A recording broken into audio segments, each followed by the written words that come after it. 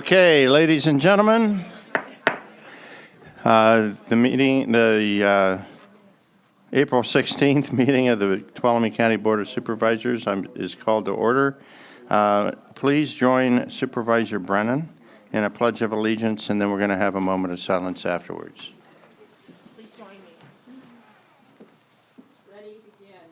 I pledge allegiance to the flag of the United States of America and to the republic for which it stands, one nation, under God, indivisible, with liberty and justice for all.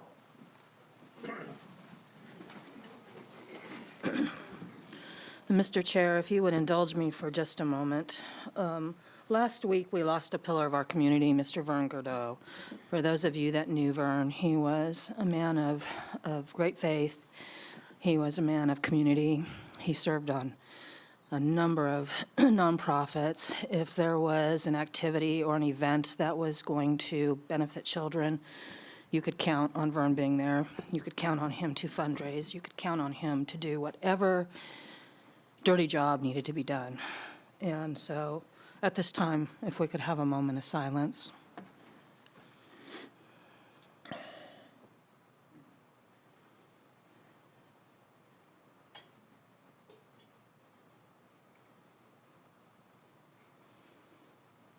Thank you. Okay, with that, we will go into our oral communications period. The public may speak on any item not on the printed agenda. No action may be taken by the board, and I'm going to limit individual comments to 3 minutes, please. Any public comment? Come on up to the podium and the microphone, please. Hi, again, my name is Jennifer Salazar. I'm here to bring to your attention a violation to the Browns Act by the Tuolumne County Advisory Health Board. They had myself and at least 11 other public community members sign an oath of confidentiality before we were able to enter the meeting. We were told that we had to sign the oath and we were not allowed to talk about anything that happened in the meeting. However, I looked up the actual oath, which is the administrative oath of confidentiality, and I got a copy of what they had us sign, and it actually is a doctored form that I believe was made to deceive us. And I know the Browns Act is to make sure that public meetings are supposed to be public. Anyways, I found also other additional forms that were altered by the department, and I submitted all of those forms to the Department of Healthcare Services. Okay, we cannot take action at this time, but if County Council would look into that, please. Yes. Thank you. Next, Sarah.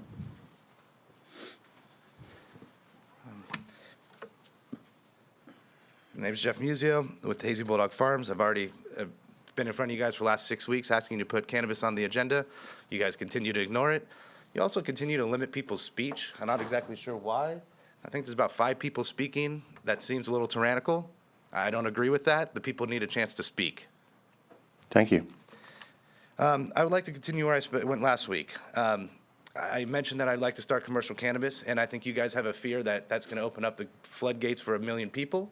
And you owe it to the community. You spent $40,000 on a consultant last year. You ignored him. You spent money on 2 elections. You ignored them. The people have spoken twice. The second one was a landslide.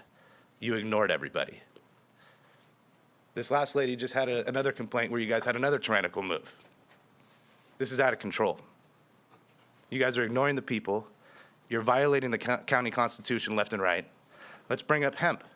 If you read the county constitution, it's extremely clear where you guys are allowed to act and where you're not allowed to act. You're clearly in violation when you're banning hemp. Clearly. Lastly, one thing I'd like to bring up is the courthouse you guys are trying to move. It's already an exorbitant cost that this county does not need, moving the courthouse. Now you guys are facilitating a lavish $10 million facility for your legal people. This is a cost that the county does not need for your business professionals, and all those business professionals that you pull into this new $10 million facility that you're pulling out of the pockets of the people, that's going to destroy downtown. That will destroy the businesses downtown. Those business professionals are the ones that keep those businesses running. That's a major problem. I'm going to take it up with my free time that I have, since I'm not able to start a farm, and I'm going to start going around to every business in town and let them know the ramifications of your guys' plan. On top of that, I will be here every week to let you know the will of the people will not be ignored. We have votes. We have reason to act. You have ignored it. You have wasted taxpayers' money. You have wasted ample time of taxpayers, and you continue to ignore the people. It's not acceptable. What you're doing is tyrannical. You need to listen to the people. You need to listen to the vote of the people. You can't do shady dealings with people about the Brown Act and changing contracts. I have to ask, is this council out of control?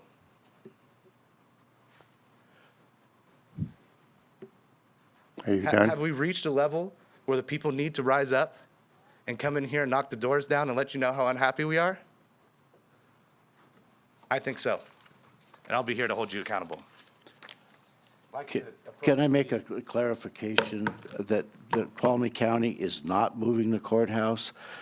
The courts are run by the state of California. That's the state of California's decision to build a new courthouse, not Tuolumne County's. But We don't you are have moving any the $10 million legal We don't have facility. I just want to clarify the Okay. question, your statement that we are moving the courthouse. We're not doing that. So it is the $10 million legal business facility that's moving. That is your decision that will destroy downtown. That decision has not been made. Well, that's what you're considering, and it's We consider- seriously irresponsible. We consider a lot of things. Thank you very much for your comments. And Your time is you up. ignore a lot of things as well. Your time is up. Can I hand this to the legal clerk to maybe Yes. give you guys the full copy of what I've been trying to Yes. say for the last 6 weeks, Your time is up. since you've been limiting my speech? And just for the public, we limit the speech, so we have 15 minutes allotted so that everyone that wants to speak can speak. Hello, my name is Sean Robinson. I'm a businessman, a voter, and a resident of Tuolumne County. Again, I want to know why you haven't moved on Measure M when the voters asked you to, and they voted for it. So please start doing the job so we can run honest businesses.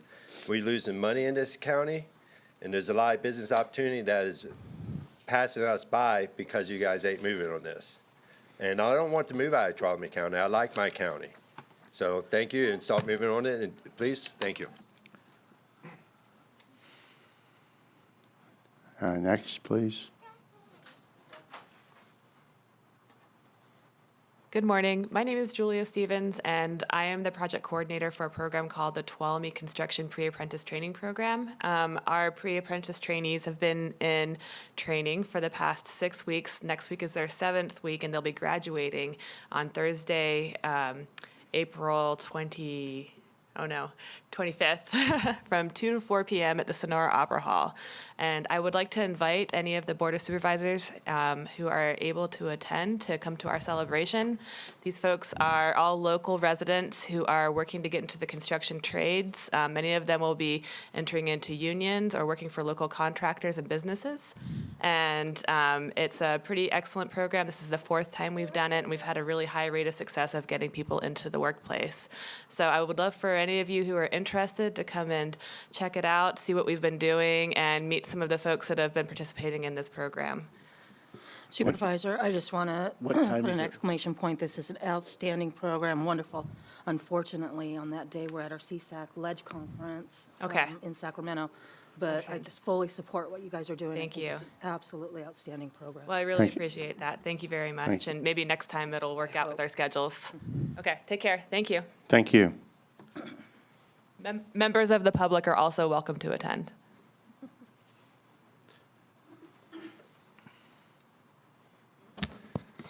Good morning. My name is Daryl Slocum from Sonora Area Foundation, and I'm here to discuss today a topic that I understand has been brought up already. I hope you will forgive the redundancy, but recently we lost Mr. Jim Johnson, who was a longtime community supporter. And Mr. Johnson served for 12 years on the board of directors for the Sonora Area Foundation, in addition to many other organizations that he supported in the area. Having people like Mr. Johnson serve in our community is a necessity based on the structure that we have, and having individuals like him that devote their time and volunteer to serve on our various boards of directors is absolutely essential to the progress that we make. I had the opportunity to work with Mr. Johnson during my early tenure with the Sonora Area Foundation. He was a true professional, an absolute gentleman. Again, he served on our board for 12 years, and in the last 8 years as president of the board of directors. He did that with most of the organizations that he committed time to. And I know he's been mentioned here, but to me, enough can't be said about individuals like Jim Johnson and others that spend their time and energy in supporting the various community causes. And I just wanted to take this opportunity to once again thank him and others like him who devote time to our community. Thank you very much. Thank you. And he was certainly an icon, but as well, he's an example that our community organizations really, the lifeblood of them is volunteers. So if you've got time and everything, I'd encourage you to get a head start on being the next Mr. Johnson. So, any other public comment?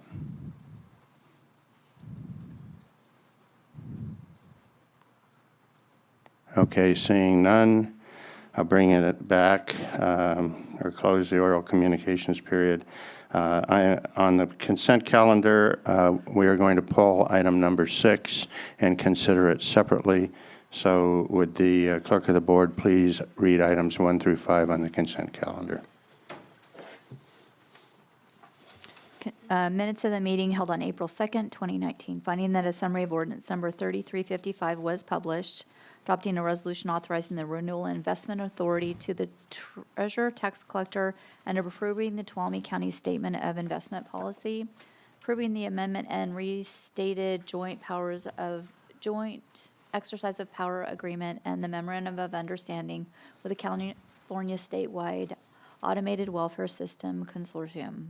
And number 5 is approving the resolution rescinding resolution 2519 and accepting the award for the California Department of Parks and Recreation Division of Boating and Waterways Boating Safety Funding of the Tuolumne County Sheriff's Office Boating Safety Unit for fiscal year 2019-2020. So are there any public comments on the consent calendar? Okay, seeing none, bring it back to the board. Move approval. Second. Okay, I got a motion by Supervisor Brennan, a second by Supervisor Gray. All those in favor signify by saying aye. Aye. Opposed, abstain, 5-0. Okay, will clerk please read item number 6. So this is consideration of approving the revised public defender's class specification and salary range increase. Mr. Chairman, in the interest of transparency and out of an abundance of caution, I'm recusing myself from the board's consideration of this item because my wife is employed in the public defender's office. Okay, thank you.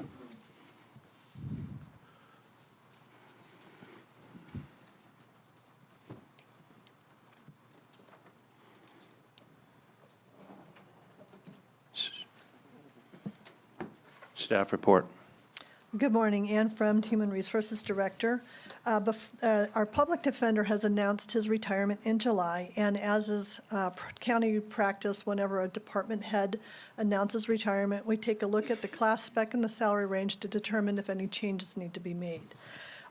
We did determine that we needed to add some language to this class spec, which clearly points out that this position is appointed, serves at the pleasure of the Board of Supervisors, who is the appointing authority, and some minor language changes to more accurately reflect the scope of the position. The current salary range for the public defender is $550. In 2015, we did a class and comp study, and we are still in the process of implementing that class and comp study in all the bargaining units. During that study, the suggested range for the public defender is $596. This is always costed at the E step, which is $166,000. There are 5 steps. The A steps comes in right around $130. Placement is based depending upon qualifications of the candidate that applies. And we are recommending updating the class spec as well as approving the salary range prior to going out to recruitment so we can get the most qualified candidates possible. Okay. Any questions of staff? Public comment on this item? Bring it back to the board. So just for clarification, there is a range there, and this represents the top. Yes. Thank you. Okay. And the top of the range is the median of that 2015 study? The range, 596 is the median. Okay. So anywhere within those 5 steps is where the new person could fall. Okay. So when I was doing some research, you know, the jump in raise was pretty high. But then again, that's also with the understanding that these department heads and staff have been so below the median throughout all these years. So I understand the jump in raise, but then I also look at the private sector, and I don't see a comparison. However, this is a 2015 study. We are in 2019. There's been some economic recovery. So even though this is a jump in raise, I do feel a little better in understanding, looking at some graphs from the private sector versus the governmental sector, that we are competitive. And so with that, I do want to make sure that we stay within a reasonable median, which is that 2015 study. So thank you for that clarification. You're welcome. Okay, looking for a motion if there's no other. Mr. Chairman, I move that we approve the revised public defender class specifications and salary range increase. Okay, do I have a second? We'll do second. Okay, I've got a motion by Supervisor Gray, a second by Supervisor Kirk. All those in favor signify by saying aye. Aye. Opposed, and one recusal, so it's 401. Thank you.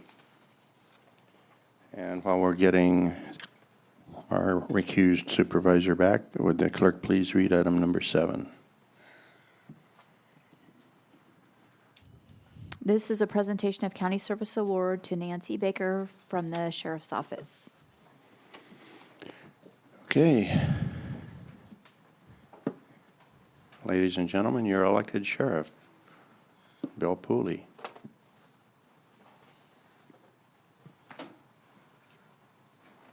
Good morning, Board. Good morning. Chairman Rutherford, CEO Riggs, how are you today? So it seems pretty fitting that it's National Public Safety Telecommunication Week, and we are honoring Nancy Baker for her 30 years of service to this community. Nancy was hired in 1989. She has been a pillar and a constant figure within the Sheriff's Office Dispatch Center since then, and she was promoted to lead dispatcher in 1991. Nancy has trained every single dispatcher we currently have working for us. Her fellow dispatchers have dubbed her the matriarch of dispatch. So when I first started working with Nancy, I had about 3 years on. I thought I was pretty cool, you know, knew everything at that time. And Nancy dispatched me to a call. There was a little debate as to which call I should go to. And when I got back to the office, Nancy very firmly told me, "Look, kid, I'll tell you where to go, and you will go." And ever since then, Nancy has taken me under her wing as a mother figure, and thank you for all you've done for me. So I went around and I asked a few people about Nancy if they would like to share a couple things. And I've got some notes here, and I got to put my glasses on to make sure I don't miss anything. So Terry Farrell said that Nancy puts 110% in her job at all times. She would do anything for anyone, anytime, day or night. She's been friends with Nancy for the last 23 years. Consider her family, as do everyone who she works with. She recalls when Nancy paid a utility bill for an elderly RP, reporting person, when they were unable to do so. She has a heart bigger than anyone she has ever met. Leanne Eastman stated, "When I was training with Nancy, she would call into dispatch and disguise her voice and make crazy reports just to see how I would react to it. She loves to play practical jokes. And I was told to say Patrol's Revenge. And then lastly, I want to read this letter. When we talk about first responders, we think of law enforcement, fire, EMS. We never think of the true first responders, dispatchers. They are the first point of contact in any agency. They are the ones who hear the screams and cries for help on the, screams and cries for help on the other end of the line, or the trembling voices of a child hidden in a bedroom because their father was abusing their mother. During these horrific events, they must keep calm, have a sturdy voice over the phone, and assure that help is on the way and it will be all right. A dispatcher is a very special employee in person who seldom receives credit they deserve. Nancy is that employee. She is an unsung hero. During her 30-year career, she has not only seen it all, but heard it all. She has heard the words that no other dispatcher, deputy officer wants to hear. Quote, shots fired, end quote. One who has heard those words yelling and coming over the radio as a deputy and a supervisor, there's no other calming voice that you would rather hear than Nancy Baker's. She has been a friend for the past 30 years, one I can always count on and be there not only for me, my deputies, my employees, but also for my family. My children love her and know they can always count on her to be at their wedding, baby shower, talk to them when I would come into the office and do some work, or just calling dispatch to see what Dad was doing. She is one of a kind. Nancy, thank you for your 30 years of great memory, friendships, keeping me and all of us safe. Always remember, you will always be in the circle of trust. I will always value your friendship, love you for who you are and for what you do. Sincerely, retired Sheriff James W. Mealy. So Nancy, you want to come on up?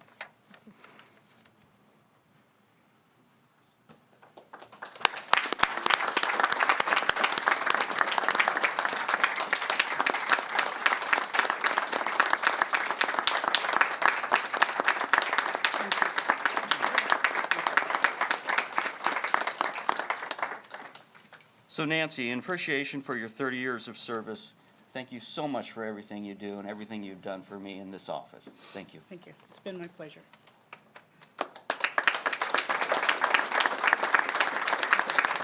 Thank you.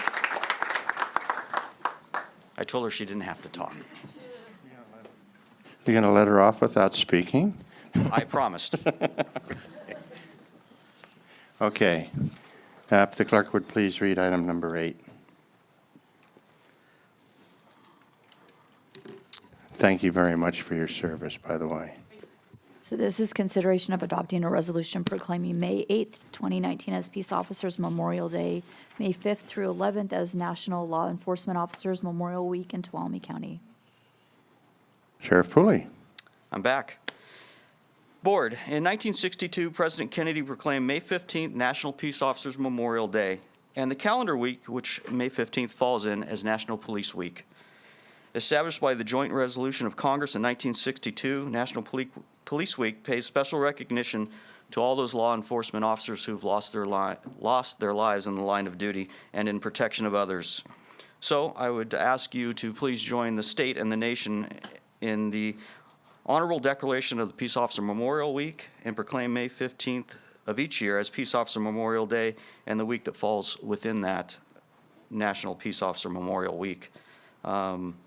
We are going to be celebrating our own local Peace Officer Memorial May 8th at noon at the fairgrounds, and we will be honoring the 10 California peace officers that lost their lives this year, and I would invite everyone to attend.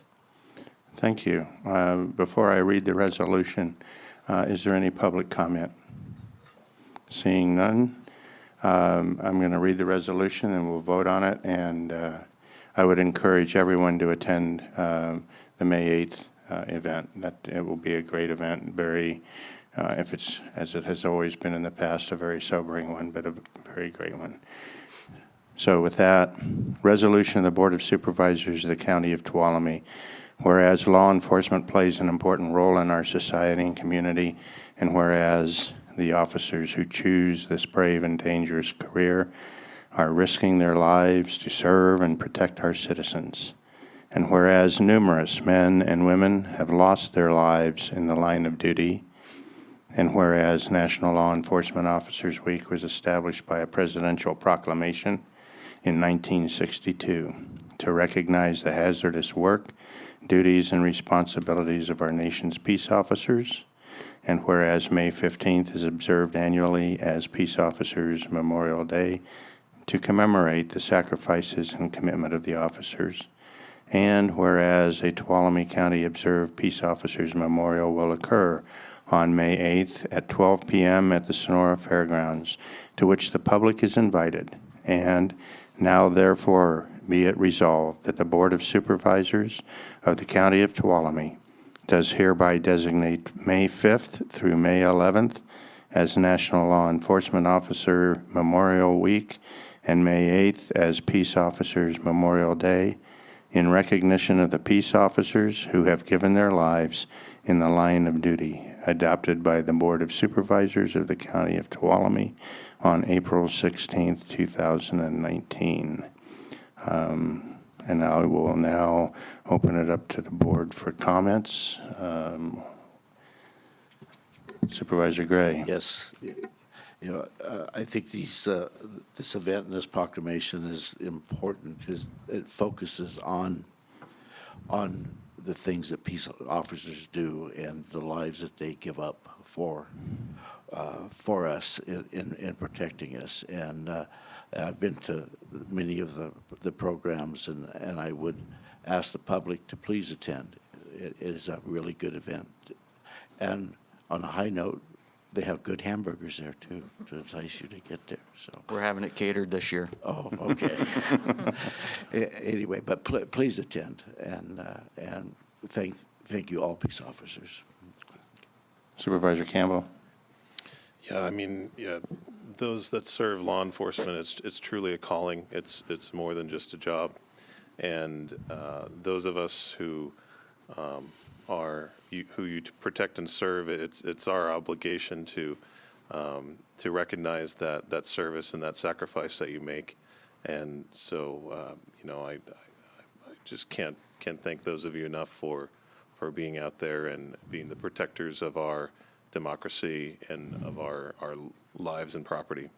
Thank you. Supervisor Kirk. Yeah, thank you and your group back there. There's not many jobs where you wake up, you don't know if you're going to return home. And as you guys know, there's sheep and there's sheepdog, and you guys are the sheepdogs, and you watch out for all of us sheep out there. So thank you for keeping us safe, and I'm going to do everything I can to be there. Thank you. Thank you. Supervisor Brennan.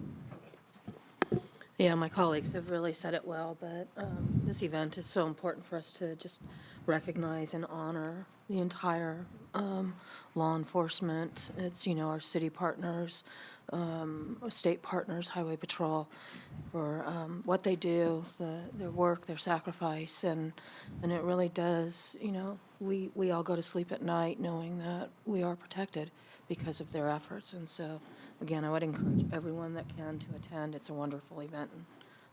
Thank you. And this is a really important event. It's important because it honors those who have fallen as well, but it also honors their families. I always have to remember that it's not just about the law enforcement officers out there and the rest of the staff that supports them. It's also about their families because, as Supervisor Kirk said, there's not very many jobs that you go off to in the morning and you don't know if you're coming home, but it's also not very many jobs that your husband or wife goes off to and you don't know whether they're coming home. So it is a very important event. I really encourage every member of the public to attend. And as I said, it's a wonderful event, but also a very sobering event. So with that, I'm looking for a motion on the resolution. Supervisor Brennan. So I move adoption of the resolution proclaiming May 8th, 2019 as Peace Officers Memorial Day, May 5th through May 11th, 2019 as National Law Enforcement Officer Memorial Week in Tuolumne County. I'll second that. Okay, I've got a motion by Supervisor Brennan and a second by Supervisor Kirk. So with that, all those in favor signify by saying aye. Aye. Opposed? Abstained? 5-0. Thank you, Sheriff Pooley. Thank you, Board, for your kind words. Thank you. Yep. Okay.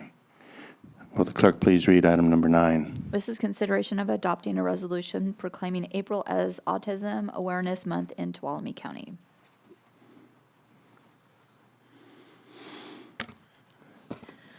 Good morning, Honorable Chairman Rotifer, distinguished members of the Board of Supervisors, and ladies and gentlemen.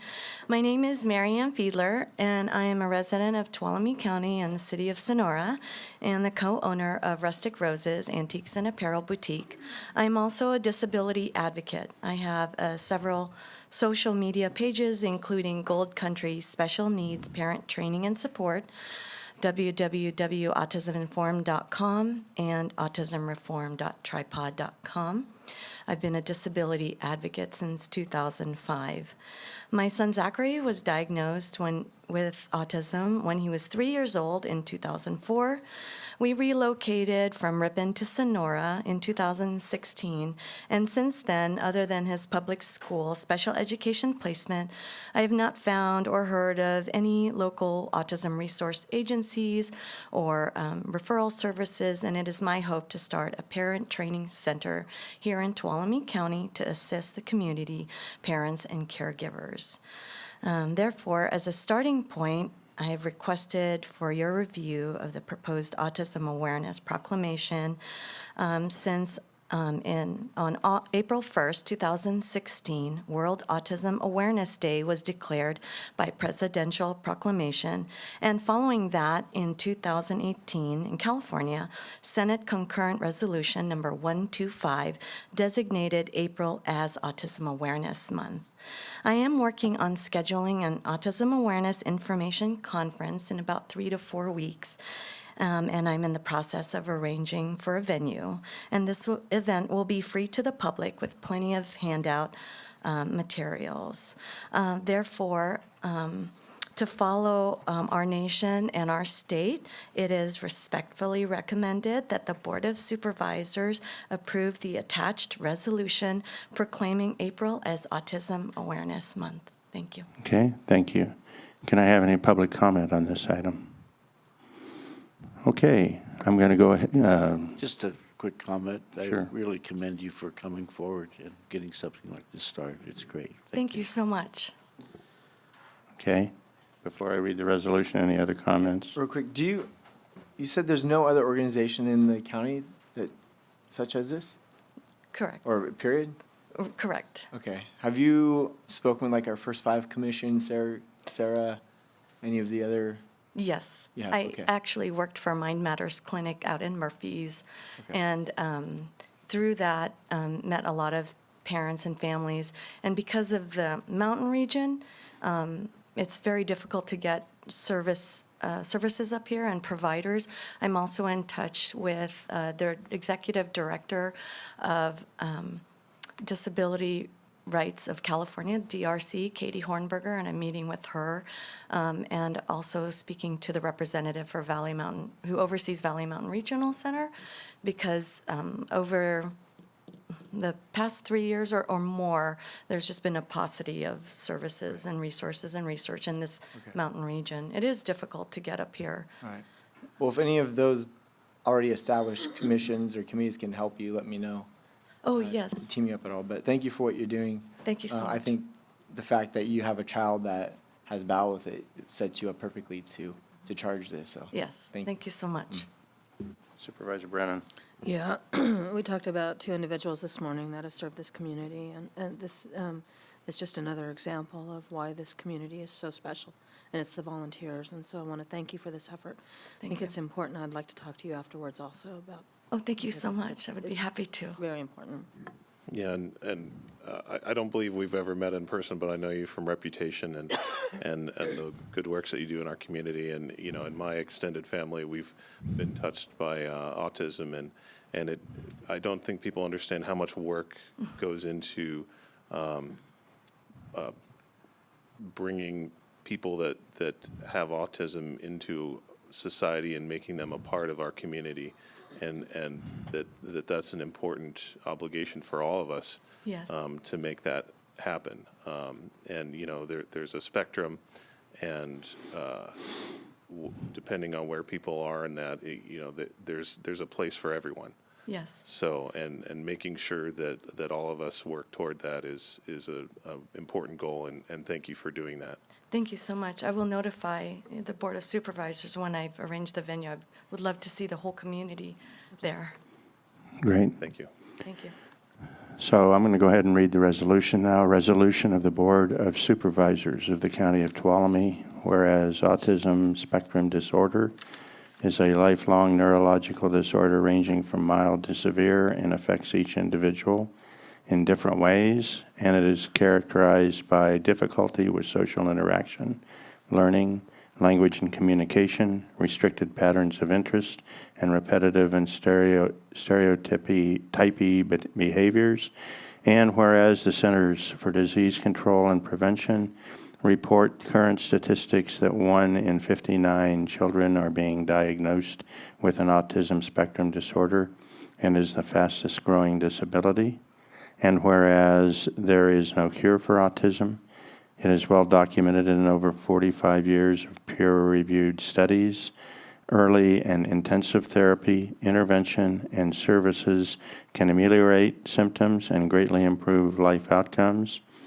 And whereas individuals with autism will require a lifetime of specialized and community support services to ensure their education, health, and safety throughout their lifespan. And whereas parents and families who raise and care for individuals diagnosed with ASD face incredible emotional, psychological, and financial hardships.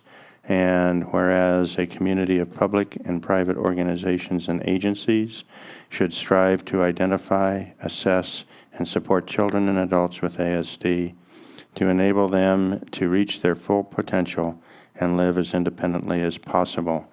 Now therefore be it resolved that the Tuolumne County Board of Supervisors does hereby proclaim the month of April to be Autism Awareness Month, adopted by the Board of Supervisors of the County of Tuolumne on April 16th, 2019.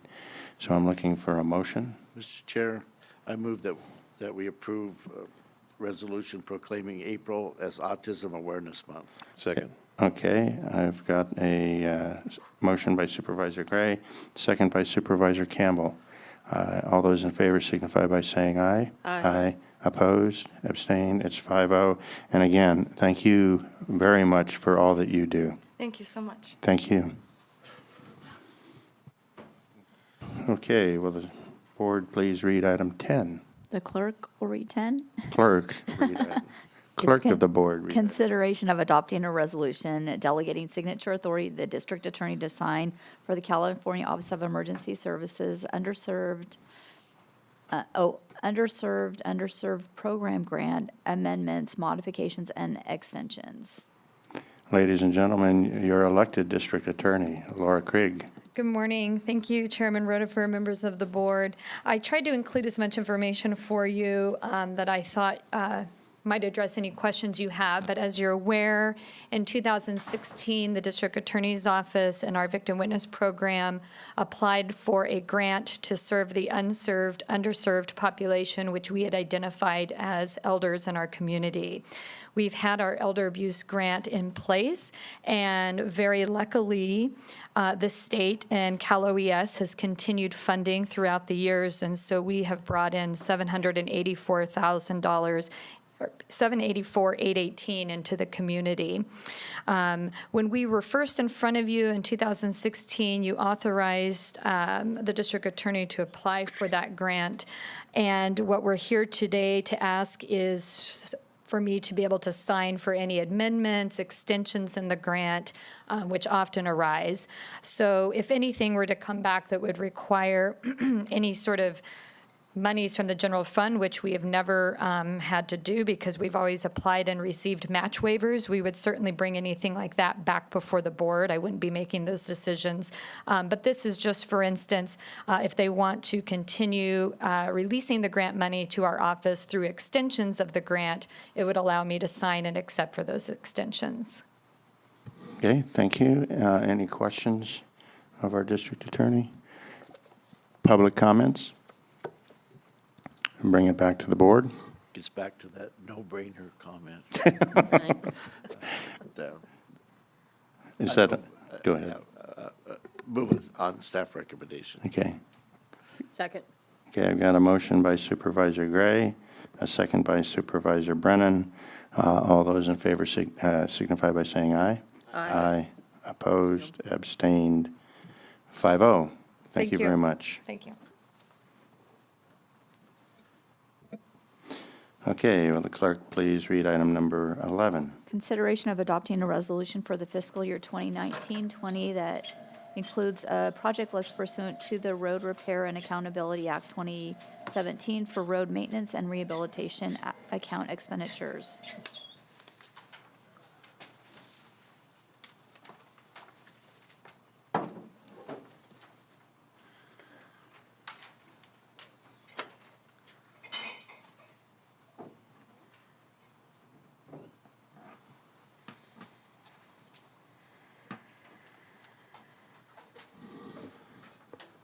Show and tell.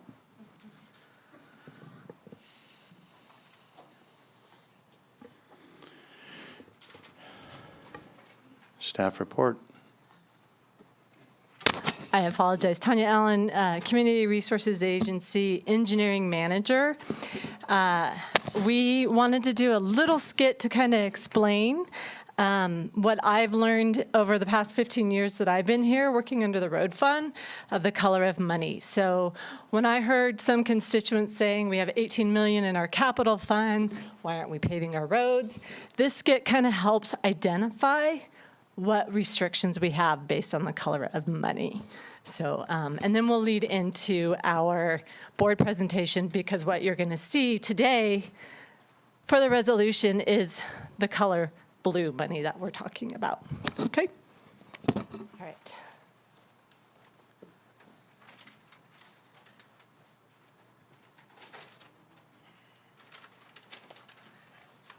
So we have Dave Ruby, one of our engineers, who's going to be our administrator of the funds. And you guys ready? Okay. So Mike and I here have an engineering department and a road operations department, which we need to provide money in order to fund salaries and benefits and PERS so that we can provide to all the public the ditching, maintenance of our traffic signals, our markings, our stripings. And so we are going to come up and ask Mike for 100 bills. Excuse me, Dave. Let's see what we have here. I think we can fund some of that out of general fund, and I believe we can also fund some of that out of our, there we go. There's some general funds, and, oh, you need that one too? Okay. There you go. And let's get some out of gas tax, because we can use some of our SB1 funds to take care of that. Thank you. You're welcome. Thank you. I'm Mike Knietti with Road Operations, and I'd like to crackfill Tuolumne Road. Okay, Mike, good to see you again. How much do you need for that? I need about 20 bills. Okay, is that a routine maintenance project? Absolutely. Okay, would you like to take that out of the gas tax fund? I just need to get it done. Okay, there you go.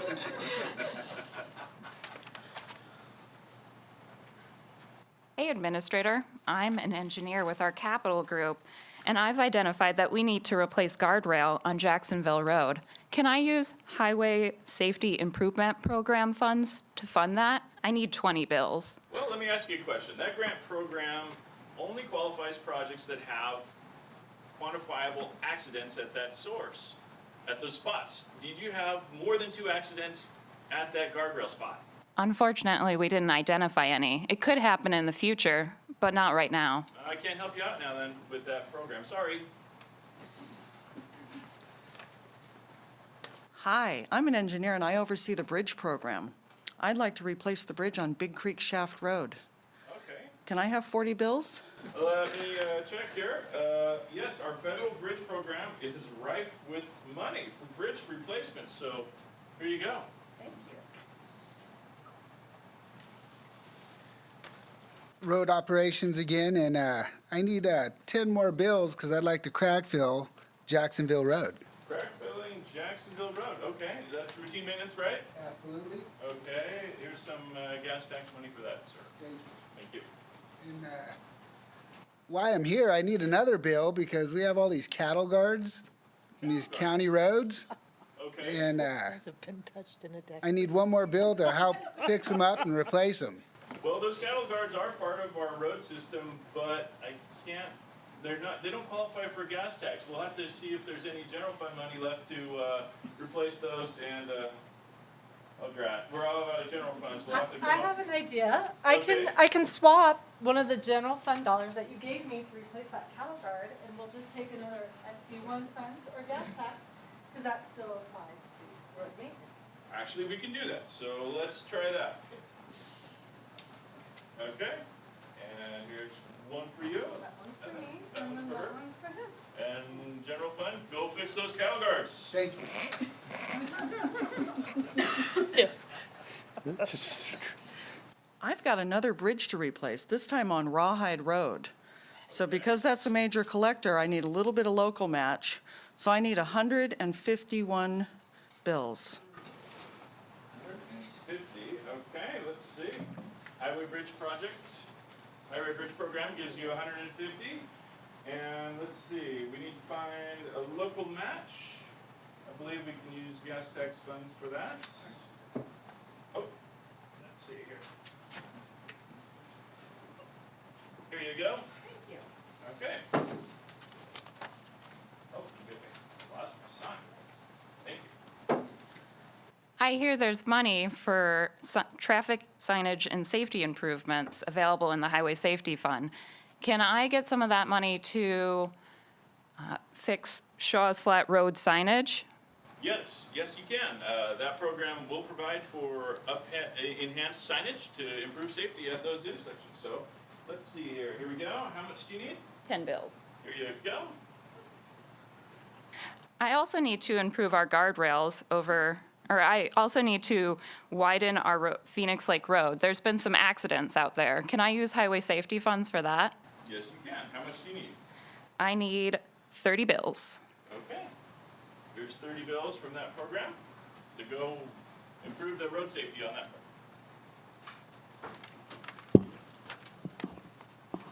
Road operations again, and I need to replace a box culvert on Woodham's Carn Road. Okay. What funding source did you think you might like to ask for funds to fix that box culvert? Maybe the bridge funds there? Bridge, well, a box culvert is like a bridge, but it's not a bridge. So I'm afraid that that funding source does not provide for box culvert replacements. We'll have to get the money from somewhere else. Well, I need 10 bills. Okay, we can take that out of our gas tax money. So if that's what you'd like to do, to replace that box culvert, there you go. Yes, we do. Thank you. Okay. I have another bridge to replace on Algerine Road. Well, you guys have a lot of bridges. We do. Can I have 40 bills? Let's see here. Yes, you may. We still have 40 in the fund. There you go. More guardrail replacements, this time on O'Byrne's Ferry Road. Okay. Did you have more than 2 accidents at that spot? Yes. Then we have some money for you here. There you go. You're welcome. Road operations again, and what I'd like is to get 60 bills to chip seal J59. 60 bills, huh? Okay. Yeah, I think we can do that. Let's see here. There. Oh, yep. Here you go. 60 bills. Thank you. You're welcome. Hi there. our pavement management system for the county identifies that we need to reconstruct Joaquin Gully Road. Okay, And we have about 2 miles, and I need 80 bills. 80 bills. Let me see what we've got. It's not a bridge. It's not a safety project. General fund's empty. Let's see what's left here in this jar of money. All we've got is about 20. How far will 20 get you? Well, to be more cost efficient, it's 2 miles, but I will do my best with the quarter mile that I could do with just 1. Sorry I didn't have more. That's all there is.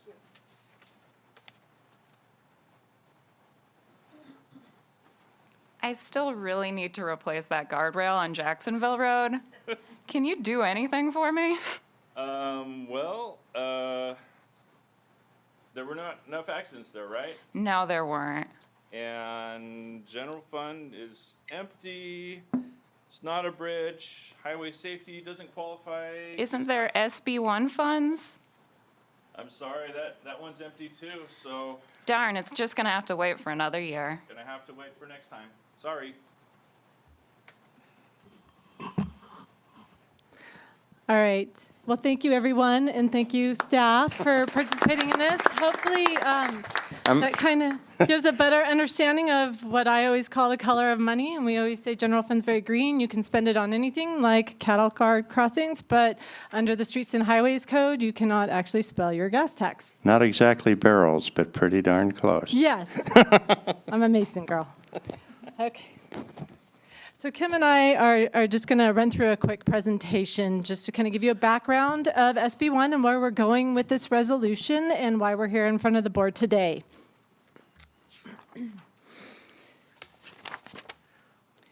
So as you all remember, the governor signed the bill, Senate Bill 1 in 2017, in which created the Road Repair and Accountability Act.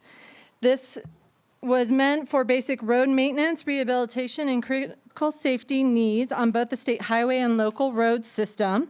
Tuolumne County has adopted projects and has begun work on these roads, which you see that sign right there for our chip seal along Jacksonville Road. Overall, statewide, SB1 invests more than $5 billion annually. What does that look like? What is $5 billion and where does it go? This is a great little chart here that talks about all the different locations. In addition to repairing the infrastructure on local roads, it also funds statewide solutions for congested corridors. Very similar what the TCTC has presented for the Greenlee Road extension, being able to pull and study using SB1 funds. And then it also does public transit.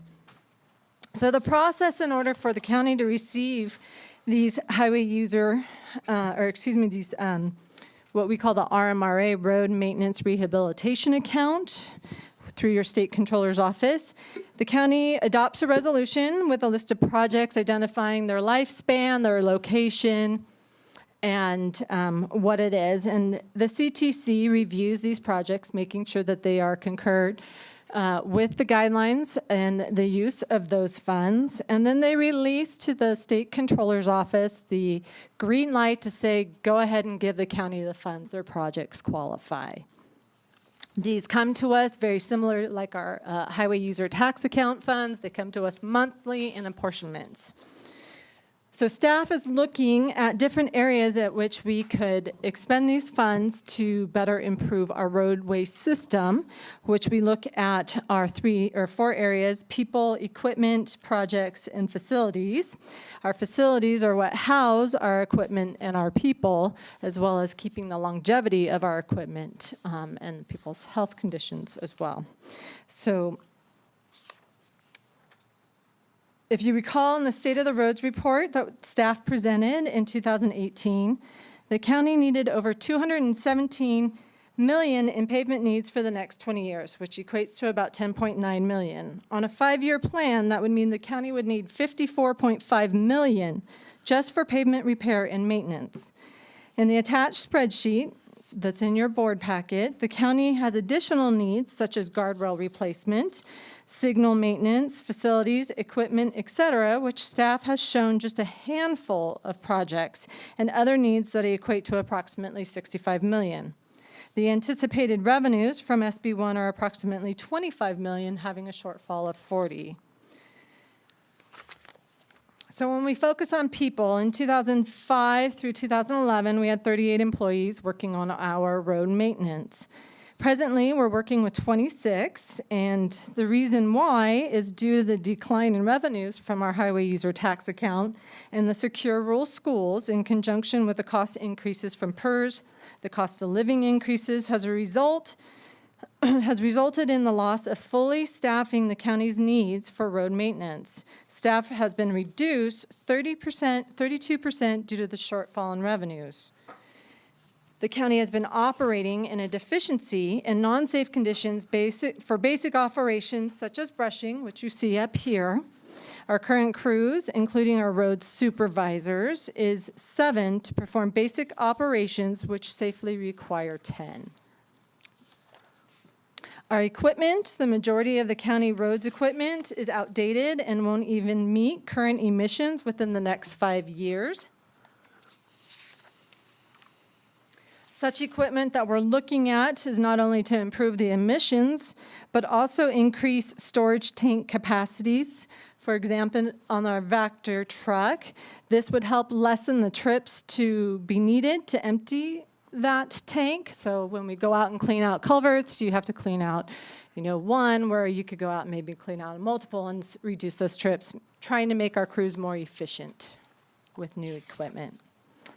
Our facilities, we have 3 road yards as well as some storage yards. That's in Tuolumne, Big Oak, and Jamestown. Here's just some pictures. As you can see, they're very old. We have old Quonset huts that have no insulation. They're basically riddled with birds with holes in the ceilings. We also have in our south yard, there's holes in the ceilings, which then when it rains, it ponds and puts hamper into the building for the equipment. Our Pinecrest on the lower left had a very large snow load that shifted the diaphragm of the roof and has caused the columns to buckle, and that is where we store all of our snow equipment. So then the county also looks at projects.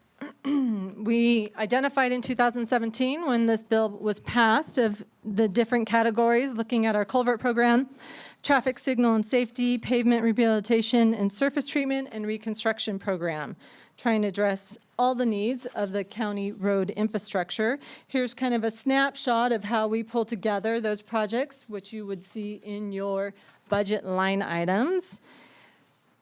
So that was our plan in 2018 and 19, and then the unexpected comes where we have storms, where we shifted some funds to replace Q and Mill. We had a tanker go over the side of Old Ward's Ferry, requiring road operations to close the road, monitor it 24/7, until that company was able to clean up their tanker. We also had the intense slide on Buchanan.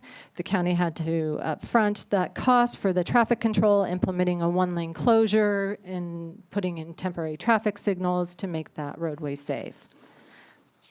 So that's the unexpected. So this year, we had anticipated from SB1 revenues of $2.3 million, and our finance department has annualized for the end of the year, and we're looking at a shortfall of $958 in those revenues. So people aren't driving as much, there's more fuel-efficient cars out there, but we're still putting that wear and tear on the roadways. In addition to our HUDA funds, what was anticipated was 2.5, and we're having a shortfall of 116.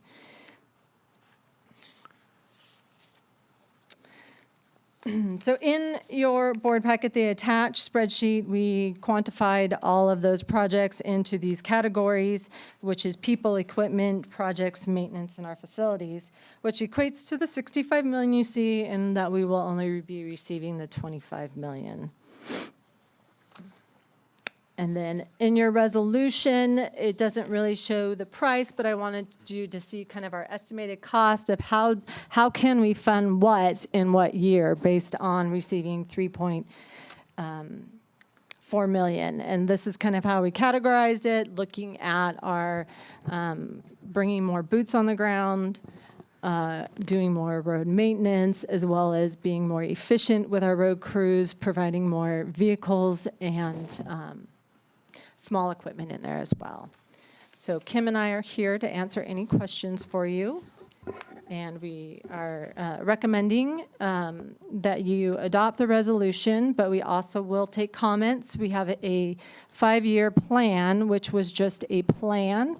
It's showing a direction of how do we fund our needs, but it is not something that you would be approving today as a 5-year plan. It's just a recommendation, and each year, annually, we come in front of you with a list of projects for the following year.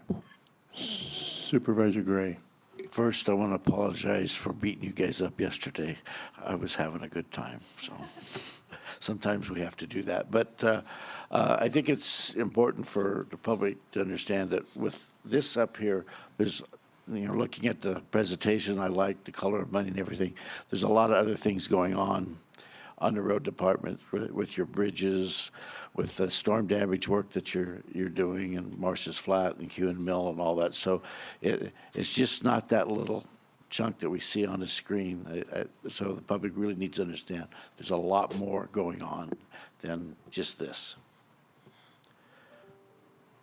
So other comments? Anybody? Go ahead, Supervisor Brennan. So, yeah, the skit was well done, aside from the cattle guard piece, because I'm going to get slammed now by all my agricultural friends who are going to say, hey, I can call the county now, right? And I don't have to maintain that. But my questions are around the 5-year plan.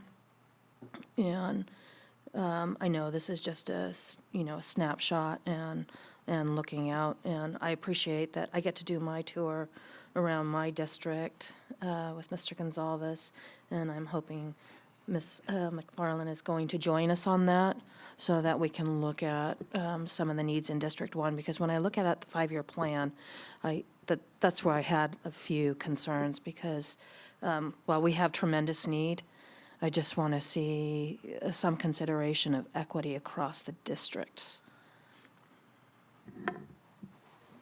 And just so that. So we all feel that way. Go ahead. Just thank you for the presentation. I think the CRA has the best. First we had pizza from Quincy, and now we get color from you guys, so that's fun.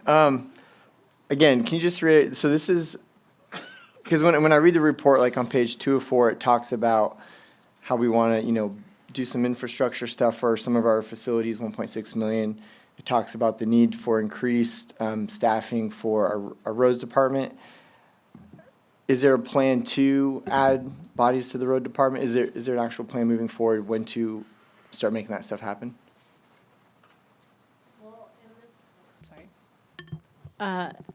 As we presented in the resolution, we're looking to bring on 3 more road workers. And in that 5-year plan, I kept that in perpetuity. So I'd like to keep them and still build up our road crews so we could get back up to where we used to be. So it's 3 over 5 years or 3 this year? 3 this year, but you have to pay for them Right, annually. right. I gotcha. Okay. Go ahead. Okay, thank you.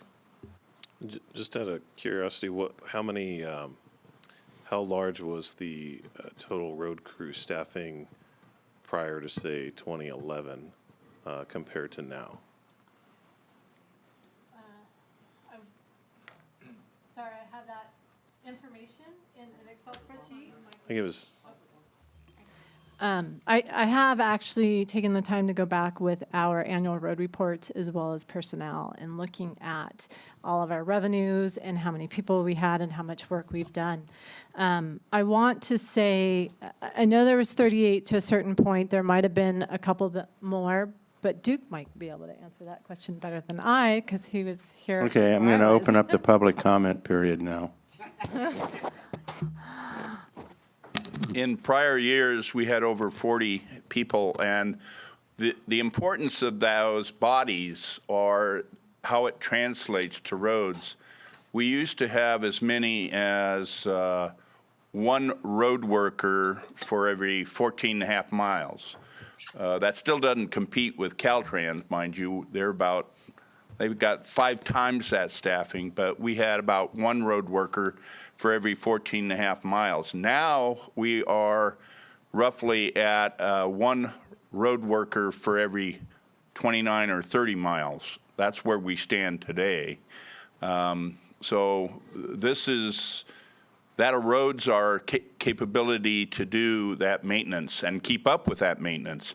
The one picture that showed the road workers out on the road, we're making good use of prisoners. We're being very creative with how we do those funds, but the budget one, the very last slide, sorry about that.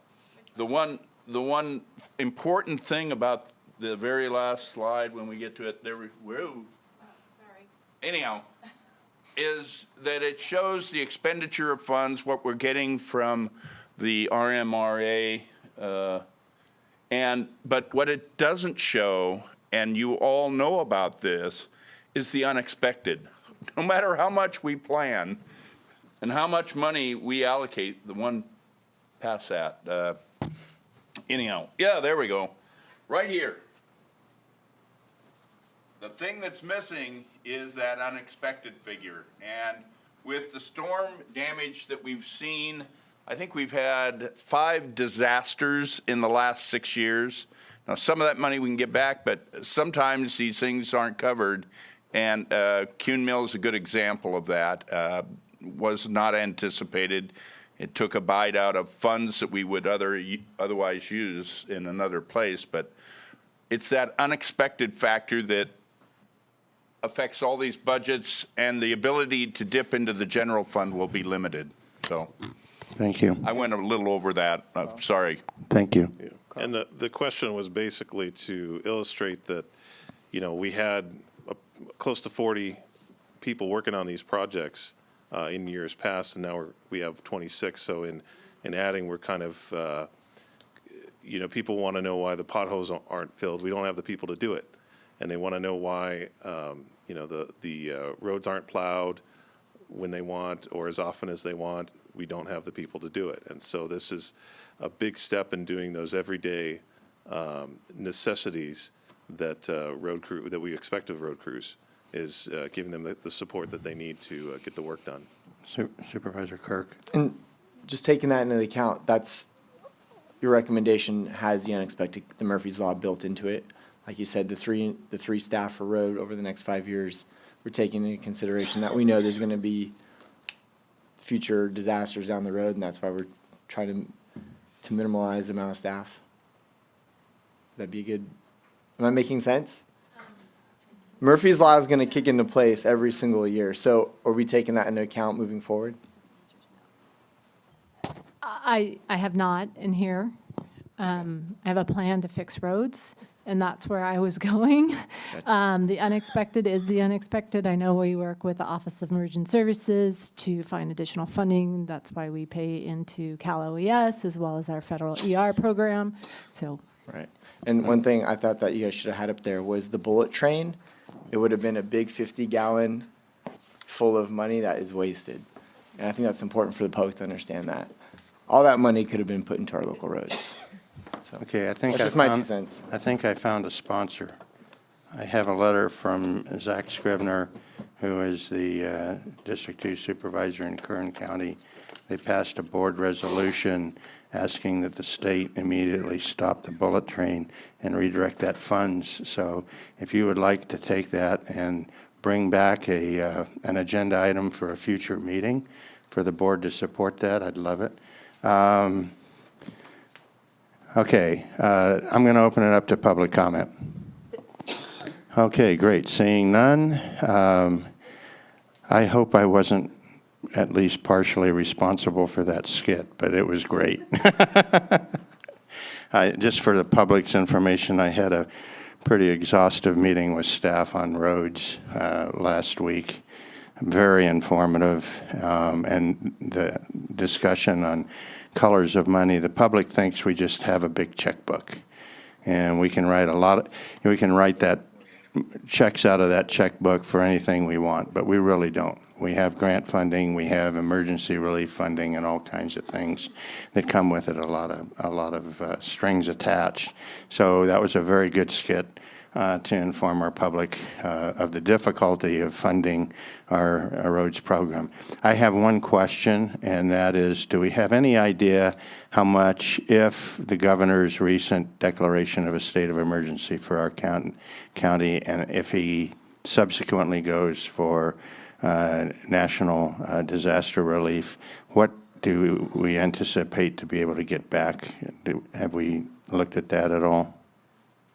So we actually did not do a proclamation for this last, it was the city who did one, and they went under the county. So I'd have to see actually if we would still qualify under those conditions. And I've written that down to call. My understanding is that Tuolumne County was named in this. But the county didn't proclaim, the city did. Okay. Yeah, For the one storm or for any of them? for this last storm. Okay, I understand that one. Okay. But we did for the previous storms, right? We did, and I Yeah. will be checking in with them to see about the Q and Mill and its eligibility. I wrote That down was already. the gist of my question. Okay. Okay, with that, I'm looking for a motion. Do I have a motion? Mr. Chair, I move that we adopt the resolution for fiscal year 2019-20 that includes a project list pursuant to the Road Repair and Accountability Act of 2017 for road maintenance and rehabilitation account expenditures. Second. Okay, I have a motion by Supervisor Campbell, second by Supervisor Gray. All those in favor signify by saying aye. Aye. Opposed, abstained, it passes 5-0. And I'm going to go ahead and ask the clerk, we'll wait on our 10 o'clock a little bit, but I'll go ahead and ask the clerk to read item number 12 so we can get the staff freed up.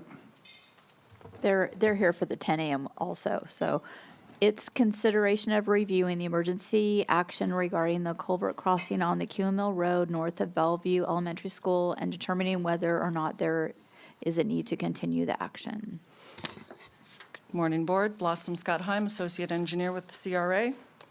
During the storms the week of February 25th, 2019, the culvert on Q and Mill Road at the First Creek Crossing north of Bellevue School was overwhelmed and a portion of the roadway was eroded and threatened the road integrity.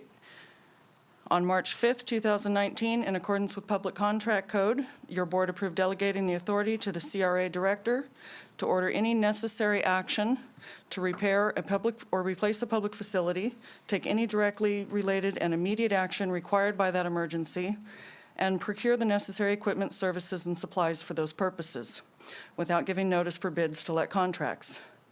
Nearich and Sons, Inc. was chosen to complete the repairs, and work began on March 19th. By the end of the day tomorrow, we expect the third and final culvert to be fully installed. And then we work on raising the roadway and paving. I'm expecting about 10 to 12 more days of work and we'll be complete. Given the emergency nature of this project, staff requests your board continue the emergency action to allow the CRA Director to address any unexpected issues that may arise during construction. As required by Public Contract Code, the matter will be brought before your board for review at each regular meeting. It is recommended that your board move on staff recommendation. Okay. Any questions? Any questions? Any public comment? Bring it back to the board. Comments or motion?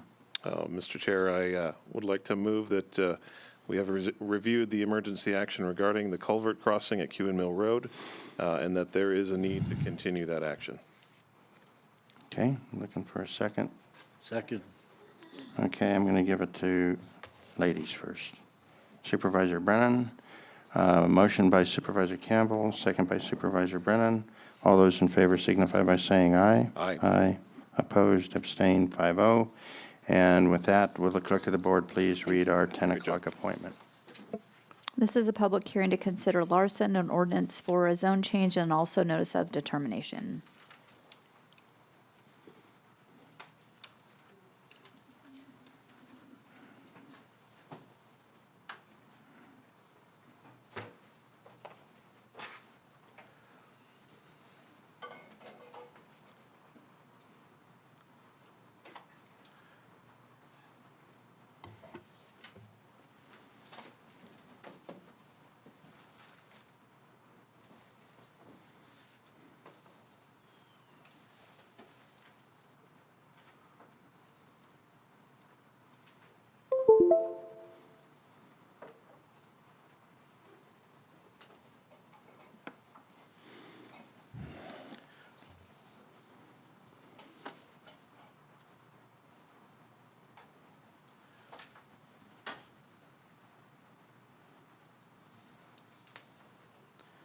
Okay, staff report. Hello, I'm Natalie Rizzi, and I'm the project planner for Zone Change RZ 18-014, and the applicant is Melford Larson. And here are the vision, mission, and value statements as adopted by Tuolumne County, which we utilize for projects we receive. One value is that we encourage innovative and creative approaches. Project description. Ordinance for zone change RZ 18-014 to rezone a 0.213 and 0.214 acre parcel from R1MX, which is single-family residential mobile home exclusion combining, to RE5MX, which is residential estate 5 acre minimum mobile home exclusion combining. The zone change is being requested to facilitate tentative parcel map T18-038 to conduct a re-subdivision to adjust property boundaries between 3 legal parcels. Following approval of the re-subdivision, there will be 3 parcels of 5.0, 5.2, and 10.0 acres. Tentative parcel map T18-038 is not being considered today and will be handled by the county surveyor at another time. The project site is located at 18775 Middle Camp Sugar Pine Road, east of the intersection of South Fork Road and Middle Camp Sugar Pine Road in Twainhart. Assessors parcel numbers 40-120-06, 40-120-07, and 40-280-01. However, only APNs 40-120-06 and 07 are involved in the zone change. APN 40-280-01 is only involved in the re-subdivision with the 2 other parcels. The zoning on APN 40-280-01 will not be changed. The general plan land use designation of the entire project site is low-density residential and rural residential. And here's a map of the 2 parcels that are involved in the zone change. These parcels contain the low-density residential general plan land use designation. And here's a map of all 3 parcels and surrounding parcels in the area. And here is the exhibit map, which shows the proposed property line adjustment between the 3 legal parcels. Notices of the proposed project were sent to 223 adjoining property owners on November 16, 2018. The CRA received a total of 10 response letters. 7 of the responses were in opposition, 1 response was in favor, and 2 responses were neutral. The letters in opposition raised concerns about traffic. Any new single-family dwelling constructed on the parcels would be required to pay traffic impact mitigation fees to mitigate their impact on the county circulation system. The letters in opposition raised concerns about unsafe access, specifically a driveway coming out at a blind turn. Any access onto or work within a county road right-of-way requires an encroachment permit to be issued by the engineering division. The purpose of the encroachment permit is to ensure that all connections with county roadways, including private driveways, allow for safe travel for those on the road and those exiting or entering a driveway. Site distance is factored into the decision to approve or deny an encroachment request. Concerns were also raised about property devaluation. Section 15064E of the California Environmental Quality Act, or CEQA, states that economic or social changes shall not be treated as a significant effect on the environment. The potential of this project to devalue nearby parcels would be considered a social or economic effect. Concerns were raised about septic systems and the proximity to creeks or drainages. Future development of the site must comply with Chapters 13.04 and 13.08 of the TCOC regarding sewage disposal systems, which includes required setback distances from creeks and drainages. Additionally, proposed lots 1 and 2 are required to follow the requirements of soil testing to ensure viable soils for septic systems. Concerns were raised about the removal of trees. The project is not proposing any development or proposing to remove any trees. Prior to the cutting or removal of a commercial species, a harvest plan and conversion of timberland must be reviewed and approved by CAL FIRE. Additionally, the project site must comply with Chapter 9.24 of the TCOC regarding the removal of native oak trees. Concerns were raised about water supply and the availability of water. APN 40-120-06 has a current water connection serviced by TUD. The project proponent will need to furnish information to TUD to determine if adequate capacity exists. Approval of the project would not result in an increase in the development potential and would therefore not result in an increased demand for water beyond what is currently permitted. Concerns were raised about the potential to divide the parcels again. Land divisions are handled by the county surveyor and would go through the discretionary process. Any potential environmental impact would be assessed. Additionally, proposed parcel 1 and 2 would require a zone change and general plan amendment prior to being able to be divided again. Concerns were raised about the loss of a wildlife buffer. The maximum ratio of coverage of all buildings on parcels zoned RE5 is 0.2, meaning the floor area of all structures on site cannot exceed 20% coverage of the lot. Additionally, due to slopes, riparian area, and easements, many areas of the parcels cannot be developed. Therefore, there will be sufficient area on the project site that will remain undisturbed and provide potential wildlife habitat and buffer. Concerns were raised about the potential development of wetland, riparian, and drainage areas. These aquatic habitats may potentially be under the jurisdiction of state and federal agencies, and additional permits may be required. Additionally, the project is not proposing any development. It would not result in an increased development potential beyond what is currently permitted. No new impacts are expected. Concerns were raised about the loss of R1 zoning. Implementation Program 1AA of the general plan directs the county to provide an appropriate range of land use designations and to provide a balanced pattern of development. Approval of the project would provide a variety in the zoning district within the vicinity of the project site. Concerns were raised about fire safety. The existing single-family dwelling and any new dwellings are required to provide adequate defensible space and clearing to reduce fire hazards. Additionally, the project will not result in an increase in the number of single-family dwellings permitted and would therefore not result in an increased potential fire hazard beyond what is currently permitted. Concerns were raised about hill and slope stability. Any future development must comply with Chapter 12.20 of the TCOC regarding grading, erosion control, drainages, and slope stability. An erosion control plan is required for any construction to take place between October 15th and May 15th of any year. Finally, concerns were raised about the loss of a fire exit for Linwood Estates. Approval of the project would not impact any access roads in the vicinity of the project site. And here are the required findings of the zone change application. Evidence and staff's response to each point can be found in the agenda report. Zone change RZ 18-014 was heard by the Planning Commission on April 3rd, 2018.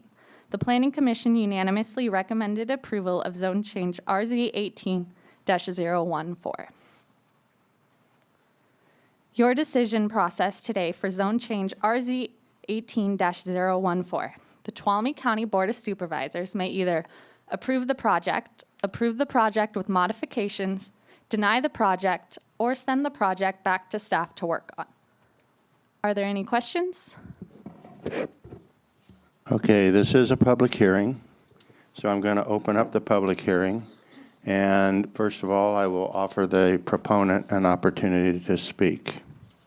Mr. Chair? Yes. Before we have public comment, I just want to clarify in the staff report on the last finding regarding CEQA, the incorrect statute or regulation is referenced. So when you're ready to make a motion, I can give you the correct. Okay, we'll do that. So the proponent does not wish to speak. Any people in favor of the project wish to speak? Any people opposed to the project wish to speak? Come on up to the microphone, please. And I am going to limit comment again to 3 minutes. Okay, I'll go really fast. I've never done this before, so I'm not sure about the proper protocol and how to do things. But I did bring an extra copy of my original letter so that you can Okay. look at good quality photographs.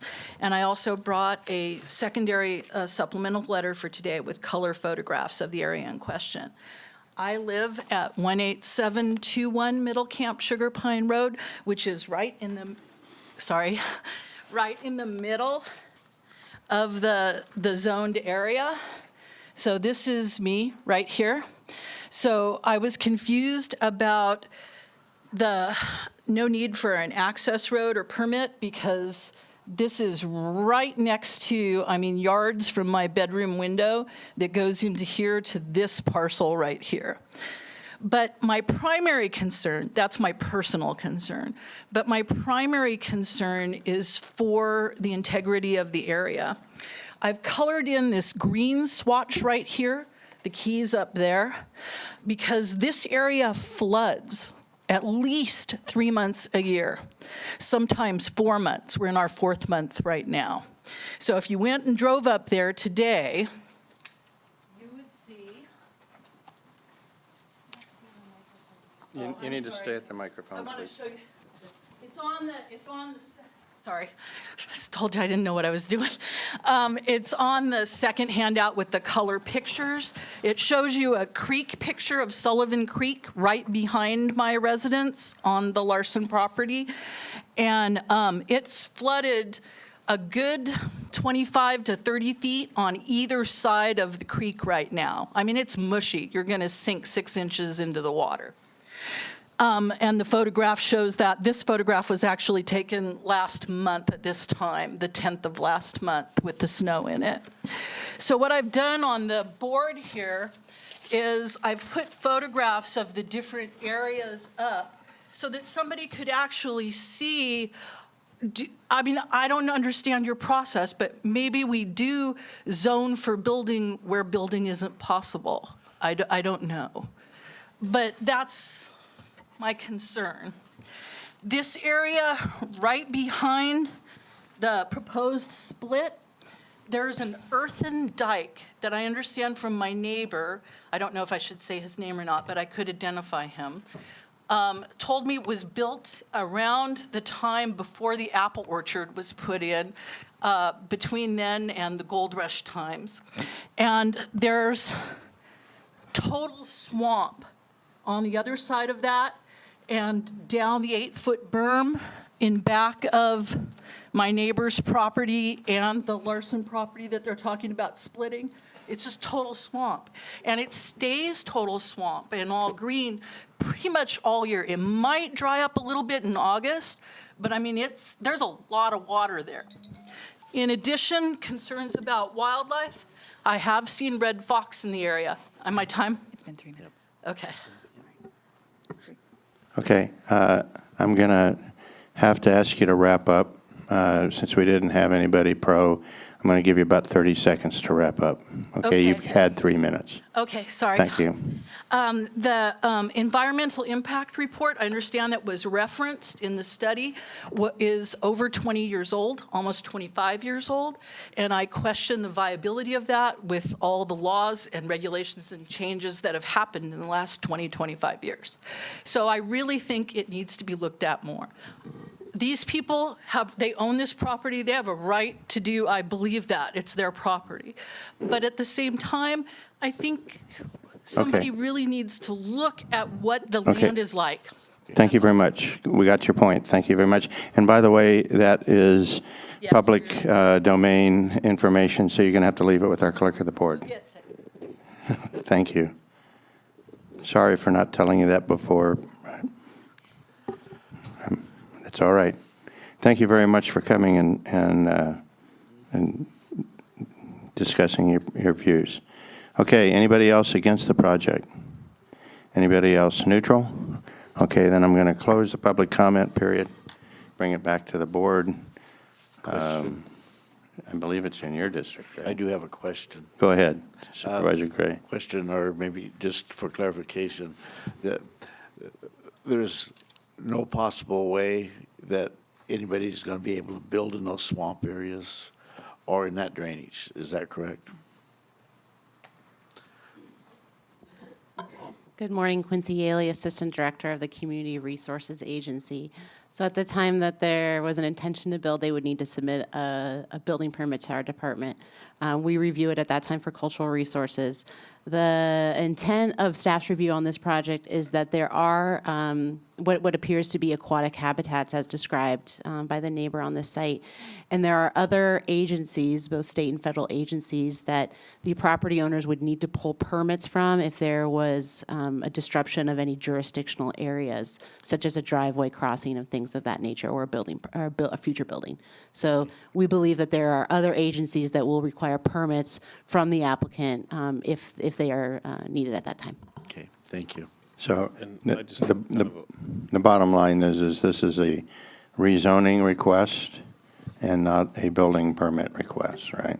Correct. The item before you today is a rezoning to RE5. Thank you. And then I just had a kind of a follow-up question on to Supervisor Gray. So if somebody were to, what portion of, if we were to approve the rezoning, what portion of this property could be developed for housing? Is there any portion of the property that could be developed for housing without going through the steps that you mentioned before? So at the conclusion, if the county surveyor approves the relocation of the lot lines for the property, at that point, a property owner could come in for a building permit, and there wouldn't be, there's no proposed open space zoning or anything like that that would be a zoning restriction for where they would be building. There are definitely, as described, site conditions that would limit where a building could be constructed. That's what I mean. Are those site conditions throughout the entire property? No. Or is it restricted? Okay. So There are certain areas where there would be certain, in certain areas that I would advise someone not to construct in, only due to the fact that they would need additional permits from state and federal agencies, as well as additional likely construction methodologies to build in maybe not such a great area for soil compaction, things like that. Right. And so what portion of the area would be suitable for construction? The site map does show kind of the drainage that goes generally down where the neighbor spoke. It's located sort of centrally on the project site. So there are areas both adjacent to Walking Gully Road as well as closer up to the slope that areas that could be constructed in. But again, it's possible So kind of they'll all that need. southern part would be the less suitable portion, right? There's a thin blue line, Supervisor Campbell, that goes through. That's the center line of the drainage. Yeah. And so presumably there would be some sort of setback from that drainage at the edge of any riparian or aquatic habitat that could theoretically be outside the jurisdiction of some of these agencies we're talking about, California Department of Fish and Wildlife, Army Corps of Engineers, just to name two. And so you would want to be constructing outside of those areas to avoid the need to get a permit from those agencies. So if they were doing construction, it would be kind of on those parts that are protruding. Just to remind us, we're not approving a permit for building, we're just approving a rezoning. So, Well, we're looking at the potential impacts of approving the rezoning, and that was the nature of my question. okay. So those parts poking out are the parts where you would feasibly build a home. It's hard to answer your question because I'm not the designer or builder for the site, and I don't have an intimate knowledge with the soil conditions on those sites. I would generally think that you would want to build outside of the drainage, and the drainage goes down the sort of the central part of the site there where that blue line is. If it was me, I would avoid that area. And that does leave other areas for them to construct in. But really, it's up to the future property owner on where they want to build the house and how much infrastructure and investment they want to make in pulling permits. So I wouldn't feel comfortable telling you that someone wouldn't choose to build in the center of a drainage. They would need to mitigate for any impacts if they chose to do that. Again, Quick question. So what we're talking about, though, is that upper right portion, changing that zoning. That's what correct. this is That's about. the project before you. Right. So that's what it's about. I get what Ryan's saying, but I did build a home a few years ago, and there are Fish and Wildlife with drainages. I have a drainage that goes through my property, and there's an easement on 25 feet of that drain. So when it comes to drainages, there are things that will protect that will protect the waterways. And like she said, if, I'm not an expert, but I had to go through the process myself. There are things in place to protect that and to mitigate that. And so today what's before us is that upper right section, rezoning that. And based on it appears it's consistent with the Tuolumne County General Plan, with the ordinances and the zoning district. So that's what I'm looking at. The other things are going to be up to the owners of the property. And believe me, there's a bunch of people, there's a bunch of red tape that people are going to have to go through before they can build on that property. So just so you know, I had to go through the same thing. Okay. Yeah, just to clarify, I'm not opposing it. I'm just trying to get an idea of what we could be in for in the future, just to kind of see what future plans might be up ahead. We won't be in for anything. The developer's going to be in for it. That's that's up we to as a him. community. Again, okay. Duke, if you're standing to talk, I've closed the public comment period. Okay, I'm looking for my District 3 supervisor. Okay. Before you do that, would Yes. you like to? Yes, on finding D, it references section 15061B3 of the state CEQA guidelines, and the reference should be section 15162 of the state CEQA guidelines. Okay. So having said that, you got a motion? Yeah, I move on the recommendation to approve zone change RZ 18-014 based upon findings A through D with a change in D pursuant section 15162 of the state CEQA guidelines. Okay, I got a motion? Okay, I got a second by Supervisor Brennan and a motion by Supervisor Kirk. All those in favor signify by saying aye. Aye. Opposed, abstained, 5-0. And we are going to take, please, let's take a 9-minute break. Let's be back at 10:45. We're a little off our time. Thank you. Okay, the meeting of the Tuolumne County Board of Supervisors is back in session. Will the clerk please read our 10:30 item appointment? This is consideration of providing staff direction regarding the fire safety and community resilience. Staff report. Okay, good morning, Chairman Rhoda, members of the board. I'm Liz Peterson. I'm the OES coordinator. I'm here today to provide the monthly update on what we've been doing as far as your board's initiative for fire safety and community resilience. This last the few weeks since I last came to your board, we have been spending a lot of time doing outreach and education. As your board is aware, that was the primary direction, or the first direction that we were given, was make sure that we do a lot of outreach to the public during this time of year before fire season, so that folks know that they have some work to do on their properties, and to encourage them to do that. So we have done a variety of education things. Workshops. Among other things, yes. So, yes, Supervisor, one of the things that we've done is we've held community meetings throughout the county. We just concluded those. The last one was on Saturday at Columbia College. So we had 7 of those throughout the community, and they were extremely well attended. We had over 800 participants, I know that we had over 800 people come to the meetings, and they were, a lot of good participation from our community. We had presentations from our sheriff's office speaking about evacuations. We had presentations from CAL FIRE discussing defensible space, home hardening, evacuation plans. We had presentations from animal control talking about preparing your pets and livestock. And then we had a variety of other local partners. So the Stanislaus National Forest also presented, as well as when we did the presentation here in Sonora, we had Chief Vanderweel from Sonora PD and Chief New from Sonora Fire. The one in Tuolumne, we also had Dory Beats with the Tuolumne Band of Miwok Indians. So it was a lot of really good material that was presented and discussed, and a lot of good questions that we received at the end. So overall, I think they were well done, and I would really like to thank the partners that assisted us in making those happen. It was just a really, really good job, as well as the folks who lent us their facilities and such. It's been a really good thing. So. In addition, we've also updated the county's website, as you know, and there is a link right on our homepage. It says Wildfire Preparedness. You click on that, it takes you to a variety of tools for folks to prepare themselves, to be educated, to learn more about what they can be doing now, pre-fire season, to be prepared for wildfires.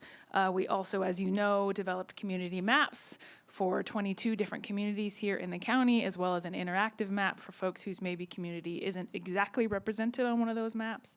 And again, those maps identify roads and routes that folks can take or use to familiarize themselves with their neighborhood and their areas. Again, the intention is that folks prepare ahead of time, that they would use those routes to prepare themselves for a potential evacuation, so that they would be most familiar with their options. In addition, we've done some presentations through Clark Broadcasting on the radio, as well as the Union Democrat has done a few articles on our efforts. I know the sheriff has done a variety of presentations to local service groups. I know CAL FIRE has also done that, and myself we are getting out there and trying to get the word out as much as possible. Again, your board, in this initiative, your board was very clear in that the outreach and education needed to start ASAP, and so that's what we did. We really hit that hard. As far as the Fire Safety and Community Resilience Task Force that your board set up, that we have been meeting, we've met twice now. We'll be meeting again very soon here. So at the last meeting, I just want to update you on what we did. We spent a little time developing a vision and mission statement. And this, I know, might seem a little, I don't know, fluffy or not important, but I just felt like, or we felt like it was important that we all remember, knowing that these are stakeholders and outside agencies that have different motives for why fire safety and resilience are important to them. It was important that we all get on the same page, and so that everything that we do, all of our efforts are focused for a common goal. And so the vision that we created, I just want to read to you, is, here we go. So we envision a resilient landscape that is less susceptible to catastrophic fire effects with reduced risk to public health and safety, proactive communication with a clear, unified message, safe and orderly evacuations with no loss of life, and public who are educated, prepared, and practicing. And the mission of the task force is that we exist to build fire safety and resilience through community collaboration, education, and participation. So that really is going to be the driver for the work that we do in the task force. They have been excellent resources. So the other part of our meeting last month, we spent looking at a high-risk community in Tuolumne County and really identifying the risks and threats of that community. And with all of the stakeholders in the room, we had a broad list of really the threats that we face. And one thing that was pointed out was while we were looking at a specific community, it really was applicable to almost all the communities here in the county. While the communities have some specific nuances that may make one have a few additional risks or threats than others, but a lot of the communities face similar risks and threats. And so this next meeting, we're going to spend some time again with this broad group of stakeholders developing solutions. And then the task force will then be tasked to work on those specific solutions. Of course, that is with any additional direction from your board that you might like to give. We also have, as you know, grant money for a defensible space program for low-income folks and seniors. primarily. And so we will begin developing that program and implementing it likely next month. Staff, we're going to sit down together and talk about the specifics of how we want to operate that program. But I do want to let you know that that's one of the things next coming up here in your fire safety initiative. And then I do want to mention one thing too. The roadside chipping program, as you know, has been going on with about $1.1 million that we have from CCI funding, and this has been in partnership with the CAL FIRE Baseline Conservation Camp crews. They have done excellent work. They finished Priest Coulterville Road, and they will be starting Tuolumne Road this next week. And so that moves along really well. And again, our roads crews are out there doing some traffic control and other things, but it's a really, really great job that they're doing. I do want to mention, as your board, I know, is aware, there's a lot of community engagement in this topic. And I do want to just bring to your attention that, you know, I and I'm sure you all are getting a lot of interest from the community and requesting ways that they can be more engaged. And so I would ask your board if there's any other things that you would like staff to do as far as engaging the community, maybe seeking their input on maybe a citizens advisory board type thing or holding a focus group, something like that. I just want to throw that out there as an option. Again, we have engaged the community more broadly through our town hall or community meetings. But if there's anything else that you would like staff to do, I'm open and willing for that. And then in addition, I would like to just ask your board provide any other direction on next steps. Again, we have our roadside chipping program. We will begin our defensible space program. We continue with tree mortality projects, which you'll hear more about the next appointment. But we'll be continuing that work on county maintained roads here in the next coming months. And then we'll be identifying, like I said, the solutions to solve some of those risks and threats in some of our high-risk communities and working on those. But anything else that you would like staff to be working on in this next bit here, Okay. I'm all ears. Okay. Supervisor Brennan, you're running this show. Go ahead. Thank you. So just to expand on a couple of pieces that Liz talked about, and it's really around the community involvement. There's two pieces to this. We have a lot of folks that have reached out and said, we want to volunteer, we just want to be part of an answer. And so as you've seen the presentations evolve from the first one in Tuolumne to the last one that was done at the college, we now are really showcasing some places where people, if they want to volunteer with Red Cross or some of the organizations that are helping us, they can have those opportunities. And I would also encourage people to go to our website and look for where those opportunities are, because we've got them listed there also. But we have also a group of individuals that have reached out that have a tremendous amount of knowledge, have worked in the industry, maybe retired, who are interested in being part of this solution. And, you know, we talk about how we organize so that we can really be productive and get work done and move things and have very thoughtful conversations. And so the core group that is working on this, I think, is moving towards that. But I do think there is a place for possibly looking at an advisory group with an appointment, however it's structured, maybe one from each of our districts, that could be looking at the projects as we're rolling them out. You know, so we have an advisory group. The communication could work both directions. And a citizens advisory group, maybe prompting some pieces that the core team could look at, and then projects the core team is looking at, vet them somewhat through the citizens advisory group for, again, they would be knowledgeable of our individual districts and bring some local knowledge that I think could be beneficial. And so we have been talking about this and wanted to bring it, you know, to the board to see what your reaction was. So I like that idea. I've got another idea as well that doesn't compete. I think they're both useful. But I know that Pine Mountain Lake for years has had a community effort in this regard. I know from our last meeting at the college that we've got a North Columbia group that is trying to get a FireWise program up and running. What would be really useful is if we tapped into those and any other emerging groups and started developing a template that any community that wanted to set up something like that could use, and that we might have, we might eventually form a council of these FireWise community efforts or whatever that could share, do knowledge sharing, process sharing and those kinds of things. So I think that that's something else that I would like to see us try and do, is not so much necessarily go into the communities and tell them how to do it, but to take all the information from groups that have already done it and make it available to groups that want to go down that path.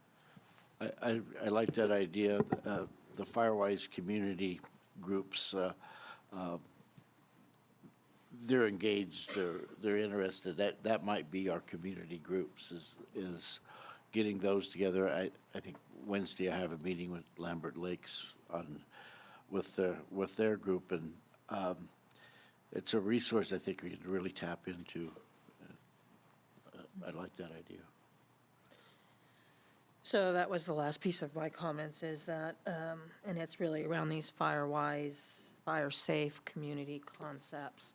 And again, we've had a number of pockets where, they're not all HOAs, some of them are, but that are really want to coalesce around this. And it might be something that the Citizens Advisory Group could help organize and facilitate. I really think that we need to think in terms, the fire equivalent of neighborhood watch groups and those kinds of things, because in every neighborhood there are people that just for whatever reason, it may be physical, it may be physical, they just can't do the work on their own property or whatever, but you get neighborhoods working together, and we can take care of the people that need to be taken care of and everything. Plus, it gets everybody, then you get some peer pressure on the few, and I'm sure there would be few bad actors that just refuse to do anything because they don't think it's that important.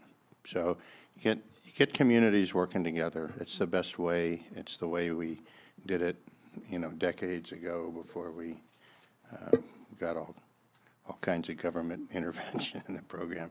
The other things that I was thinking about, one, I want to make sure that the county is setting a good example on the property that we own, okay? I don't want somebody coming to me and going, hey, you got that piece of property over there, and it's overgrown with brush and weeds and trees and all that other stuff. So we need to make sure we do that. The other thing is the state just declared virtually a statewide, but not quite, state of emergency for fires.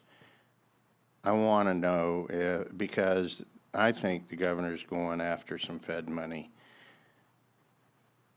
We need to have if we want to play in that game, we're going to need to do what we need to do as a board and as a county to be eligible for any funding that comes. This is not going to be cheap, so we can't bypass funding that comes available. So that's something else that I would think about. I went to all but I think 2 of those meetings. They were great meetings, awesome meetings.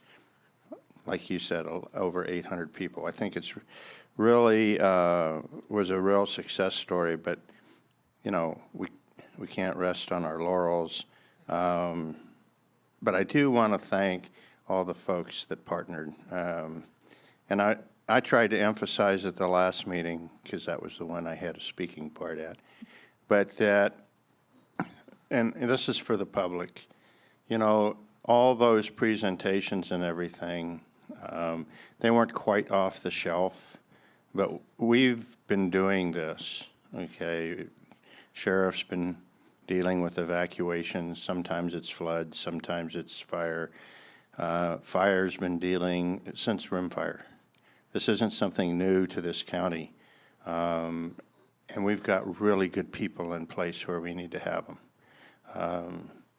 The Board of Supervisors are largely spectators, if you will, in an emergency situation because the sheriff, and if it's fire, it's CAL FIRE and their joint command process. They know what they're doing. So for those of you that didn't attend the meetings, if they ask you to leave, it's probably time to go, okay? And if they tell you to go west, don't go east, okay? They know what they're doing, and we need to cooperate. If the worst thing happens this year, we do need the cooperation of our public to get everybody out safely. And so while I know the public is anxious, and they should be, this is a serious situation.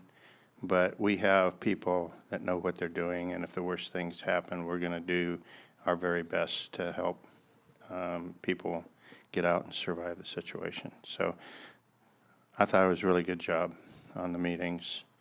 I think we need to think about if we want to do another round, maybe not as many, maybe district meetings instead of community meetings, but maybe as we get closer to serious fire season, just to remind people of what we're doing. Do you have anything, Anaya? Sure, a few things. Just curious, the high risk community that you spoke of, which one was that? Ponderosa Hills. Ponderosa Hills, okay. I think we're all in the same vein, same like mind. I mean, my notes are almost exact what a lot of them are. Something that I had thought about, because it's real important, you know, we have this advisory group that is made up of experts, and I'm all about streamlining things, cutting tape, keeping it simple, stupid, getting things done. And I understand that too much info can bog things down, but with this particular item, it's so important that we have the citizens buy-in. So something that I had thought of was, yes, a citizens advisory board. The way I structured it was maybe a little different. I thought maybe having one representative for each area of my district, so Pinecrest Basin, Miwok, Twin Heart, Ponderosa, Tuolumne City. I was kind of in my mind thinking I'll have an advisory group made up of a person from each area. That way they could go into those specific areas and kind of wave the flag. But hearing what Brennan said and Carl, maybe a more effective solution is to get a group of people who are already energized and passionate with the Firewise group and have those groups go into, say, my district and go hit each one of those homeowners associations. And if we get a roadmap, if we get a plan, take that to Ponderosa, take that to Twin Heart and help, and then connect with the community leaders there. So as long as we get more citizens buy-in, especially citizen leaders, then I'm all for that, whether it's through the Firewise or through my idea. If we're heading that direction, I completely support it. The vision, I was reading the vision, and the most important thing is no loss of life. So everything, ditto to everything Carl said about listening to the sheriff, being attentive, having a plan. You know, I'm a sitting supervisor, and I'm preaching all this stuff, and I haven't written down my plan yet. So this week, next week, I'm gonna sit down with my wife, and we're gonna get a few boxes together, and we're gonna have a plan and discuss it. What Carl said, though, with Newsom, I completely agree. I think he's gonna go after some big things. Something that comes to mind, though, is there's, you know, I saw this cone, this sphere, or this cone, and it showed local land, state land. It was like a tree, and then federal land. And I see Mike Albrecht here, and it sparked a memory. Hello, Mike. And that is healthy community, fire-safe communities are in healthy forests. And obviously, we live in forests that are completely mismanaged. So when Trump came out a few months ago and was yelling at the state for mismanaging forests, it's kind of funny because it's really the federal government who's mismanaged the majority of our forests. So is there any action that you're seeing at the federal level where they are going to they're going to streamline? Mike, you might even have an answer for this. If that moment in time comes, that we're positioned to act on it. I know we have the Master Stewardship Agreement. But with all these CEQA and NEPA exemptions being pushed aside to manage our forests, I really want to make sure that we are paying attention to that, so that if the Trump administration does start opening up the industry more, to make sure Mike and his people and other people are right on that. Because that's really the 10, 20, 30-year goal, is to manage our forests. Yeah, so we do have the Master Stewardship Agreement, which allows us to do plan projects with the Forest Service, fuels reduction projects or others, which is really a great thing. It allows your board to really be proactive in managing at least the Stanislaus, which is, obviously the most direct impact to us. At the national level, we're not seeing so much of NEPA streamlining so much like we did with the governor's report, his 45-day report from CAL FIRE about those CEQA exemptions for some of those fuels projects. But here locally, Supervisor Kaiken, Jason Kaiken with Stanislaus, he is looking to do a large landscape NEPA analysis for the entirety of the forest, and actually the Sierra National Forest as well, including the two forests in like a large planning effort. And so that then we can go and implement much more efficiently and much more streamlined projects on the ground. So while nationally it's not so much an effort, but here locally on our federal lands, our forest supervisor is being extremely proactive that way. So can this board support him by writing a letter to Congress, McClintock, or the administration? Yeah, I think our board has been, through the Natural Resource Committee primarily, has been fairly engaged in this process, and through YSS, Yosemite Stanislaus Solutions, which the county is a member of, we have been definitely engaged in the process. Yeah. Okay. And it might be very worthwhile in the future to have a YSS presentation. The county's very involved in that, and that would update this entire board on what's going on, because there are so many moving pieces. And I would actually say that the region is engaged in this in a way that I've never seen before, in working with some of the large landholders and doing some of their survey work around owls and some of the other ESA species, and just this cross-pollination of effort that is really helping us move so many of these projects forward.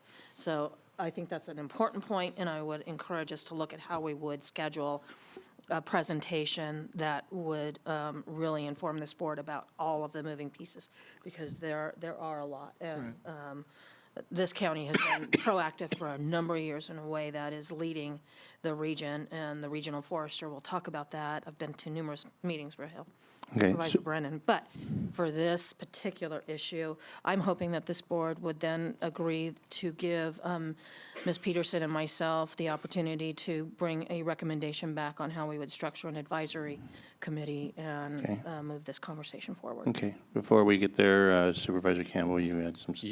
Yeah. The fire safety meetings did a very important thing, which is establish a baseline of information about what the problem is, what the county has the authority to do about it, and what we do not. And the fact that we had such great engagement from the public, 800 people coming to these meetings and participating and getting information, I think is an important first step in this process of establishing a fire safe community countywide.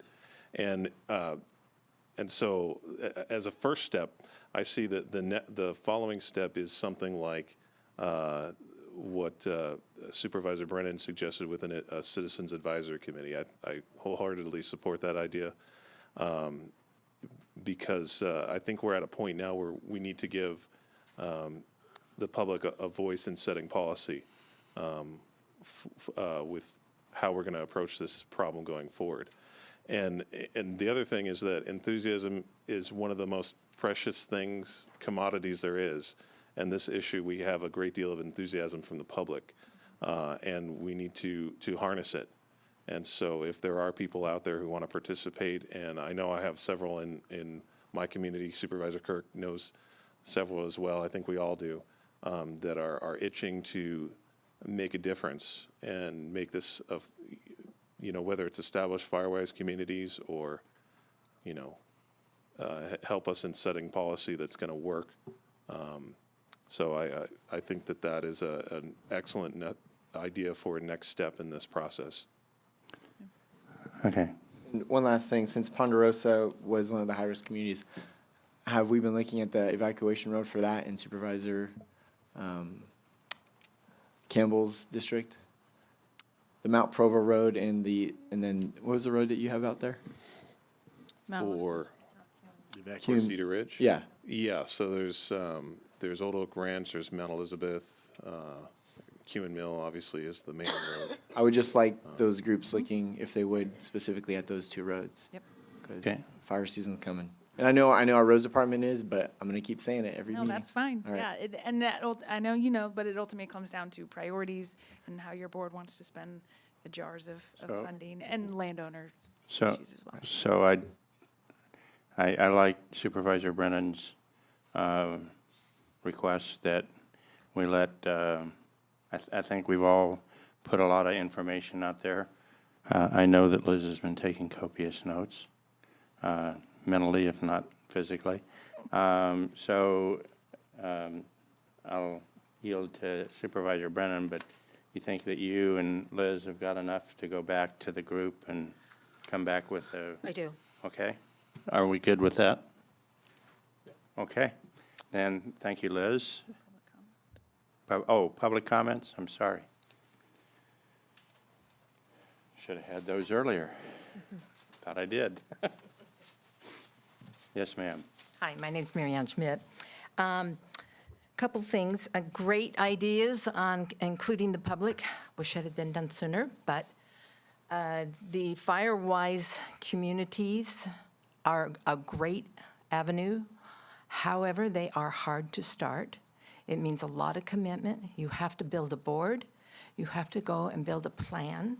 Takes a lot of time. There will be groups that will do that. They might not do it this year. They might do it next year. But to include other public that is not doing fire-wise, just keep that in mind, okay? And there is a lot of energy out there, so please take that energy from the public. They will work hard. But one thing that I would like our board to really consider is also helping them get rid of their biomass. And I want I'm suggesting free biomass dumping in some way. If we could fill the gold mine up out in Jamestown with biomass, that might be a good idea. But find a way that they can make a pile on their property. It can be picked up, or it could be chipped. And then they will help. They'll meet you halfway. I know that costs money, but it is a way to support the energy that is out there. Also, communications is very important because the cell phone line may not be available when the sheriff needs to tell us something. So there is an antenna for emergency weather systems that is connected to a satellite. Our county does not have this antenna. Other counties do. And through this antenna, you can reach your public without interference. But the public does need to have the radio, and it sits in a charger that's in their home all the time, and it only costs $29 at Walmart. So it would be, the public would have to go and buy it, but it would be a safe system that would not be interrupted like the cell phone could be. We will still use all those avenues of cell phone, landlines, and radio and TV. But this is another possibility that we need to look into. And just thank you again for supporting the idea of more public input. Thank you. Thank you for your comments. Okay. Thank you, Liz, for keeping me honest with the public comment as well. Will the clerk please read our 11 o'clock? The first one is presentation on State Responsibility Act funding by the Tree Mortality Program.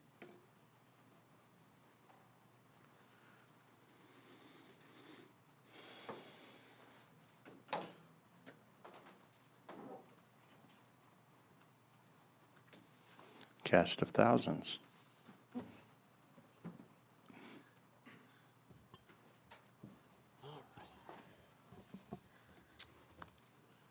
While this is setting that up, good morning, Mr. Chair, members of the board. Good morning, Mr. Chair, members of the board. My name is Jason Terry from the County Administrator's Office. I have with me Jad Curdy from our County Office of Emergency Services and Mike Albrecht, our Tree Mortality Project Coordinator. See, it's not so hard. It's all right. So the purpose of today's item is to report out on our state responsibility area grants, the tree mortality grants that specifically allowed us to remove hazard trees from private property that affected residences and non-county maintained roads. The grant performance period ended March 15th of this year, and so we are closing out these grants with the state, and we'll provide an update here shortly. Overall, the county program since July of 2016, we've conducted about 60 projects, removing about 15,000 hazard trees between the county projects and some of our local partners. So I'll pass this on to Jad, and he will speak to our SRA program. Thank you, Jason, and thank you, board. I'll talk a little bit about the SRA projects and how we have administered them for the last few years. But first, one of the goals of our projects was to fit within the vision and further the vision and the mission of the board. And we think we've done that by help keeping the community safe from falling hazards and from fire hazards by removing these dead and dying trees, and by being good stewards of our natural resources. So, as Jason mentioned, this program has been going on since 2016. CAL FIRE was accepting grants at the time for their SRA program with a cap of $200,000 each. And so staff creatively broke up the county into zones and ended up applying for 14 grants of those $200,000 awards, and ended up being awarded 12 of those, totaling $2.4 million. Those were broken up in between trees that threatened private properties and trees that threatened non-county maintained roads, with $1.6 million going to private property. That's 8 grants, and 4 grants totaling $800,000 going towards non-county maintained roads. So a little bit about the SRA program. This was funded by the state responsibility area fire prevention fee that homeowners paid into as of 2017. And it was administered by CAL FIRE, who we worked very closely with throughout the life of this program. Out of 107 projects that were awarded, Tuolumne County was awarded 12, as I mentioned. And part of that is due to the fact that we are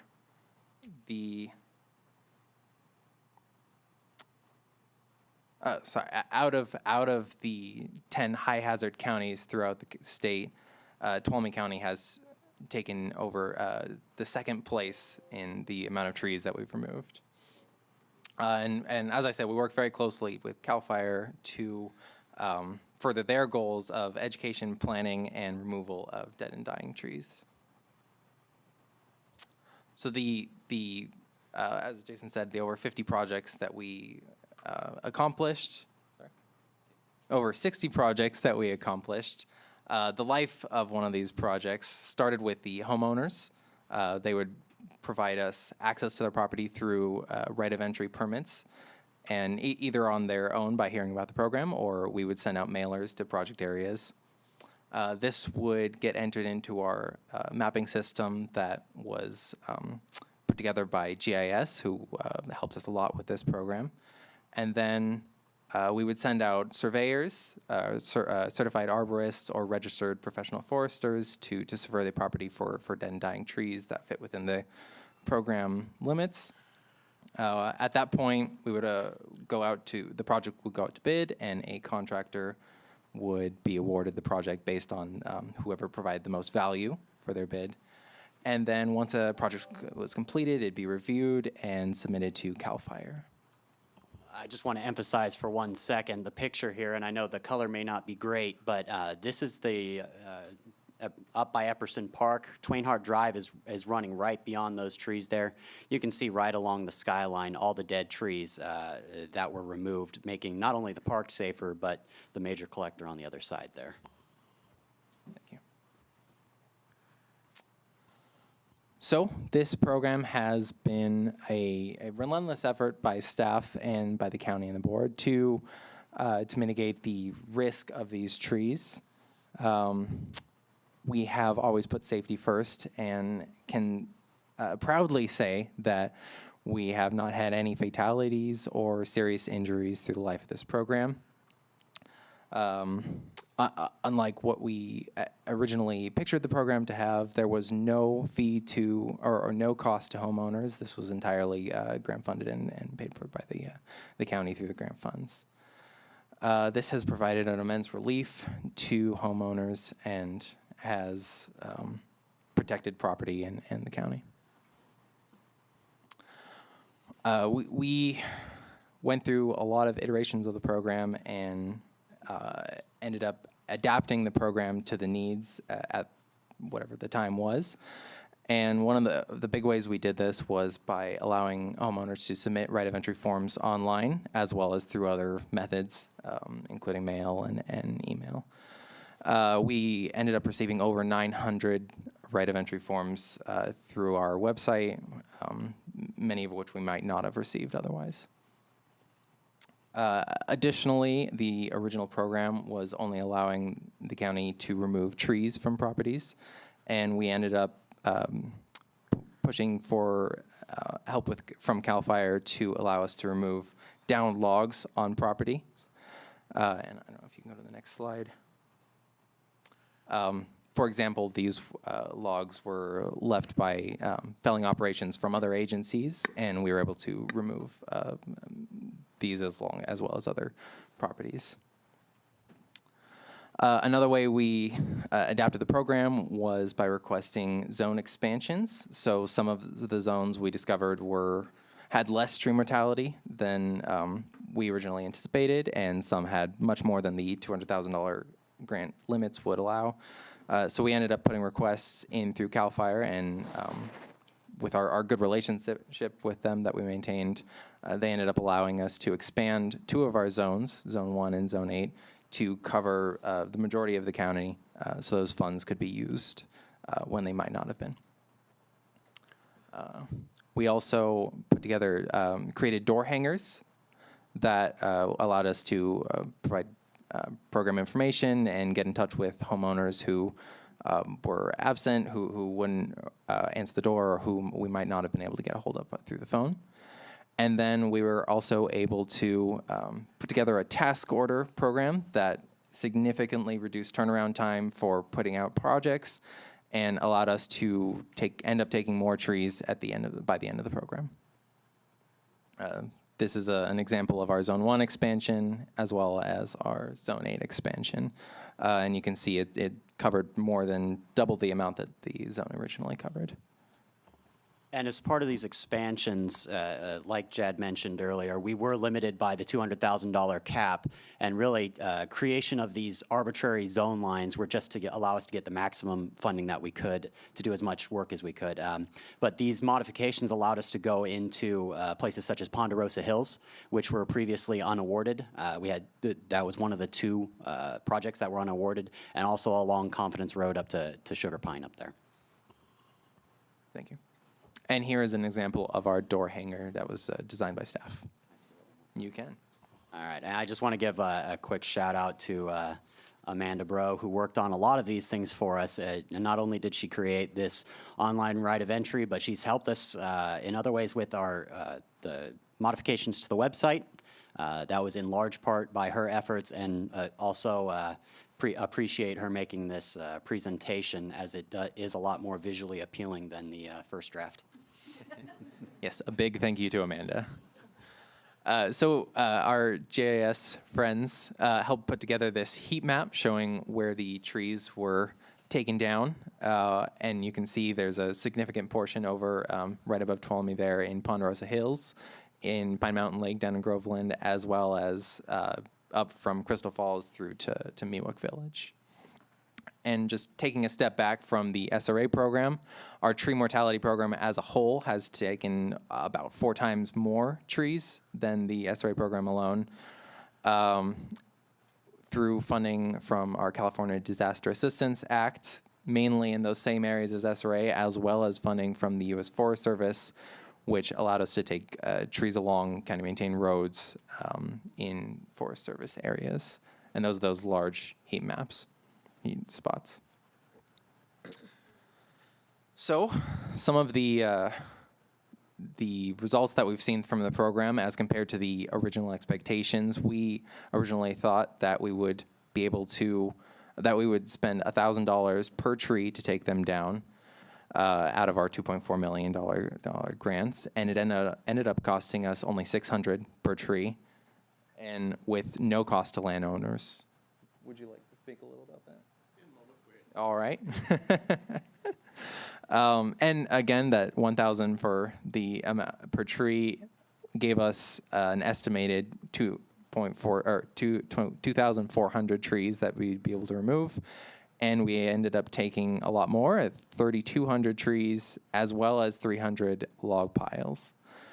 And we thought that originally we would only be able to take trees along private property and non-county maintained roads, and we ended up also being able to take log piles. All right.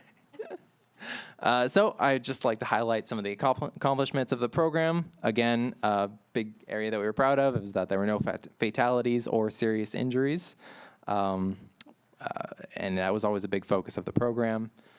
We got a lot of support from board members and staff when the program was initially running to petition our state officials to help push this program along, and a big thank you for that.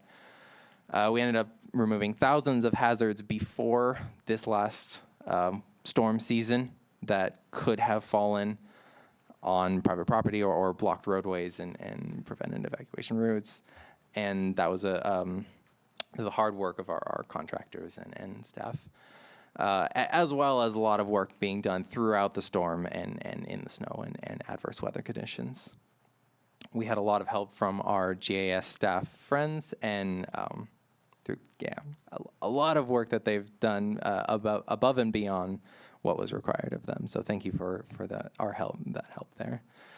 We ended up costing a lot less, as I said before, $1,000 to our actual $600 average, which allowed us to accomplish a lot more work than we originally anticipated. And the online right of entry process allowed us to reach homeowners who might not have originally put in right of entry forms. Again, our task order system allowed us to create an efficiency with releasing projects and allowed us to reach areas that we might not have been able to cover in the time frame of the grant program. And again, we had a lot of help with CAL FIRE, and we worked very closely with them and have a good relationship with them, and ended up doing a lot of work because of their help. Some of the challenges that we originally ran into at the beginning of the program and throughout is that we originally had asked for a cost share from homeowners, as I said, and it took a little while to work out a way to do that just with the county funding. We were also restricted by the zones, the zone lines that, again, we're allowed to have some zone expansions, but it did cause delays in some projects where we were attempting to go into zones that did not have enough funding remaining since they had a significant tree mortality. We also, as I said, had contractors working in very adverse weather conditions, and though they were very hard through those times, it did slow down work much more than we anticipated. We weren't fully able to finish some projects by the end of the grant deadline, again, mainly due to weather conditions. And by the end of the project, we were awarded, again, $2.4 million. We weren't able to fully expend that, partially due to to not being able to finish some of our final projects, and partially due to some of the zone lines that we weren't able to fully go through. And then one additional challenge that we did run into throughout the project is vacant lots, that none of this grant covered that issue. And so while we tried to work with CAL FIRE to resolve that, we were unable to get to that during this grant. And a big thank you to all of our partners with all the local agencies and the state and all of the local departments, as well as your board and the community. I think we'll have Mike talk from his side a little bit about how he felt about working under this program. Is this on? Yeah, is this on? Okay? Yeah, okay. First of all, if it would please the chair, I'd like to make a few acknowledgments, if I could, to a few folks. I think you got the mic. Okay, thank you. Mike? First of all, I am Mike Albrecht. I think all of you know me. And I want to start by saying this has just been an outstanding team effort. Really has, and with outstanding results. And there are a few folks I'd like to acknowledge, and I'd like to start with you folks, the board and the county staff. You folks recognized this early on as something to go after, and if you hadn't had the vision to go after this funding, there'd be some people with crushed homes in this county, there's no doubt. And I'm not going to go into what other things might have happened, but I know there'd be some homes that would be not standing. So you folks get the first credit, and I remember when some of you remember Ethan Billigmeyer, our analyst, and Tracy at the time was the OAS director, and she said, Ethan, you go over to the Stryker Court, and I don't want to see you until these grants are written. And I think it took him about 10 days, if I remember, and he came out. I mean, Ethan wrote those grants, and they were almost all of them approved. So that was a very, very good effort on all of your part. I also want to acknowledge the foresters that did the work out there. Thousands of trees marked, 90% of it done by 3 local guys. And I just got to tell you, they're outstanding fellows. One used to be our deputy forest supervisor for the Stanislaus, Glenn Gottshaw. One used to be the timber management officer for the Stanislaus, Dave Horak. And then my right-hand man, Chris Trott, who runs CT Bioenergy. Couldn't have done it without him. These are local guys that just did outstanding work. Put up with a lot of brush and bees and barking dogs and a few landowners that weren't so pleasant, and they got the job done. So thank you to them. They did the heavy lifting out there. But I got to say, behind all of this, working every day were the brains and the organizational skills of a lady that I can't say enough about, very dedicated. She's right behind me, and that's my wife, Vicki. She checked and pre-approved every single billing that went through this process before it went to the county. And that in itself was a lot of work, but she organized the contracts, kept the paperwork flowing, took calls from landowners, included one we had during breakfast this morning about why didn't we do this or that, and she was always patient and caring and really wonderful. And then I want to say something about our contractors. Without these guys and all the work that they did,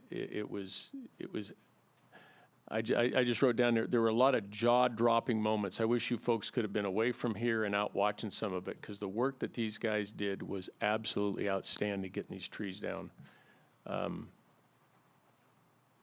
No injuries, no homes, no cars, no bicycles, no dog houses, and on, propane tanks. They missed all this stuff as they took these trees down. Jad mentioned the cooperation of our partners, especially PG&E and CAL FIRE, just outstanding work from them and all the folks in our task force. And the final thing I want to say, and then I'll open it up, I'm sure, to questions for, thank goodness we have a timber industry that we've got. Thank goodness we have the markets we've got, because all of these products stayed in our county and went to use of some kind. Most of it to generate power at Ultra Power. Some went to the sawmill, some went to the shavings plant. But this county saved literally hundreds of thousands of dollars in trucking, where it would have had to go somewhere else. It stayed right here, made jobs locally. So as we talk about some of the other things, and Aya brought up, and Sherry, and looking ahead, we've got to remember, with a viable timber industry in the markets, we can do things. Without it, we're in the same state that the southern part of the state's in. It's not good, so, the state of affairs, I should say, so. We'll keep working on keeping our markets available. And I think that's all I've got. I just wanted to thank you all for letting me say that, because there's a lot of hard work that went in with a lot of people. And if I could just clarify one quick thing. The SRA program is just a part of our tree mortality program. We still do have funding available to remove trees from county-maintained roads and also some along 26 listed roads that are adjacent Forest Service land. Okay. I'm going to ask for public comment at this time. Seeing none, I'm just going to make a quick comment, and then I'll pass it to the other board members. About a month ago, I was up at the meeting of the follow-on to the Tree Mortality Task Force. Tuolumne County was number 2 in the state in the amount of money that was awarded to our tree mortality program. The only one that got more money was Fresno. But Tuolumne, and that is good in and of itself. I mean, that's great in and of itself. But what was, for someone that's run, and this is a big program, run big programs where you've got rolling grants and money coming in and money being spent. We were number 1 in the state in execution of the money we got. That is incredible. And we were over 50%, which if you figure there's some that are just starting and there's some that are finishing and there's some that are midpoint, the average is going to be about 50%. We were spending money about as fast as we were getting it, and doing it in a very safe, sane, and thoughtful, well thought out manner. So I'm really, really proud of this program. And with that, I'm just going to go ahead and Sherry, you want to go next? Yeah, this just kind of emphasizes a number of the points that have already been made. But last week, I participated in the tree mortality working group in Sacramento. And there was a lot of conversation because these deadlines a lot of them are now coming. They're very close. And the LATM funds, or the local assistance for tree mortality, which was that piece that was put in to help us do the match on a number of these grants. There was $6 million that was allocated to be paid out, and $2 million of it has been used. And it gets to a lot of what, or just a little north of $2 million. A number of the counties, Kern County, Tulare, Fresno, and again, all their numbers aren't in yet, but they have some real problems because there is no capacity to deal with any of this dead timber. So 2 points on this. At the May meeting, the core group of agencies is going to be looking at this, and this may have some bearing actually more on our next item. But, is there any capacity to move some of these funds to areas that were not in that high hazard zone, but we still have trees, still have some work that could be done. And then especially on some of the private property piece, now that we have the California Conservation Resource District has gotten a substantial grant that's going to be working through EQIP. And so there's still a couple of pieces that might provide some opportunity. We'll know a whole lot more after the first week of May. When they come out with how they're going to approach the governor's office on what we can and can't do with these funds. So I'm just suggesting that there still could be an opportunity in the next couple of months to get some additional money to deal with some of these areas that didn't make it in the first cut. Supervisor Gray. Obviously, awesome job. We certainly had the right people working on it, and I think, Mike, I want to thank you. Being a timber guy and cutting trees down is your forte, and we certainly were lucky to have you around to help us through that, because I don't think when you took the job that you really thought it was going to be at the scope that it really was, did you? No, I think Tracy told me a couple months, and it's been 3 years now. But without you, it wouldn't, I don't think it would have never had gone as smooth as it has. You know, a lot of people involved, and you're right, we need to thank them all. And I know the job's not over, I know we got other things to do, but I'm confident with what we have working, with the people we have working on it, that we'll be fine. I just have one question that has to do with the Evergreen Road, and you know, we have a flap job there for road repair, and just reading on the report here, it talks about archaeological review for Evergreen before we can take any more trees down. But yet I talked to a logger yesterday and said he's cut about 4,000 trees out of there, so. Right. Yeah, that's probably, I'm glad you're bringing that up and needs a little clarification. That project's well underway, and in fact, they're moving up onto Aspen Valley Road now, going in toward the park. So we do have a little archaeological issue to clear up out there, but it's not holding up the project. Okay, great, thank you. You bet. You got anything, Ryan? Yeah, just since you were part of this at one time. Yeah, well, I played a very minor role at one point, but just listening to you talk and thinking about it myself, and I think you touched on most of this, but I wrote down the different agencies that you coordinated with and that you received help from, CAL FIRE, Cal OES, the U.S. Forest Service, PG&E, Pacific Ultra Power. You got help from our county GIS, from you coordinated with the road crews, county council helped with your contracts, and then worked with, I don't know how many, a dozen or 24 local contractors, whether they're registered professional foresters or C61 D49 or licensed timber operators, just spans the gamut. This to me is an example of where county government gets it right and where it really works, because if you looked at the cost of removing these trees on private property to the individual property owner, it was prohibitive. It couldn't have gotten done. But when we get together and we get coordination with all these agencies and we get the right people, Mike and Chad and Jason and Amanda back there working on it, it really, we really see good results, and I think that's what we're looking at here. And we'll never know the lives and property that were saved by the work that you did. So thank you very much. Supervisor Kirk, you got anything? Just quick. Thank you guys, right people in place. Thank you, Mike. I've gotten to get to know you a little bit over last year, and there isn't anybody who's got more, just a humble guy. And to get a project like this done and to work with everybody, I really appreciate you. And I feel like I'm standing on, the shoulders of some giants, people who were before me, this board. Thank you guys for being proactive and getting this done. Because instead of talking about potholes, we might be talking about trees falling through homes and killing people. So good work. You nailed on the head. The big picture is moving forward the next decade or two with creating healthy forest management. And I feel like this is a moment in our history where it actually might happen. So we're going to do everything we can to support that vision and that goal.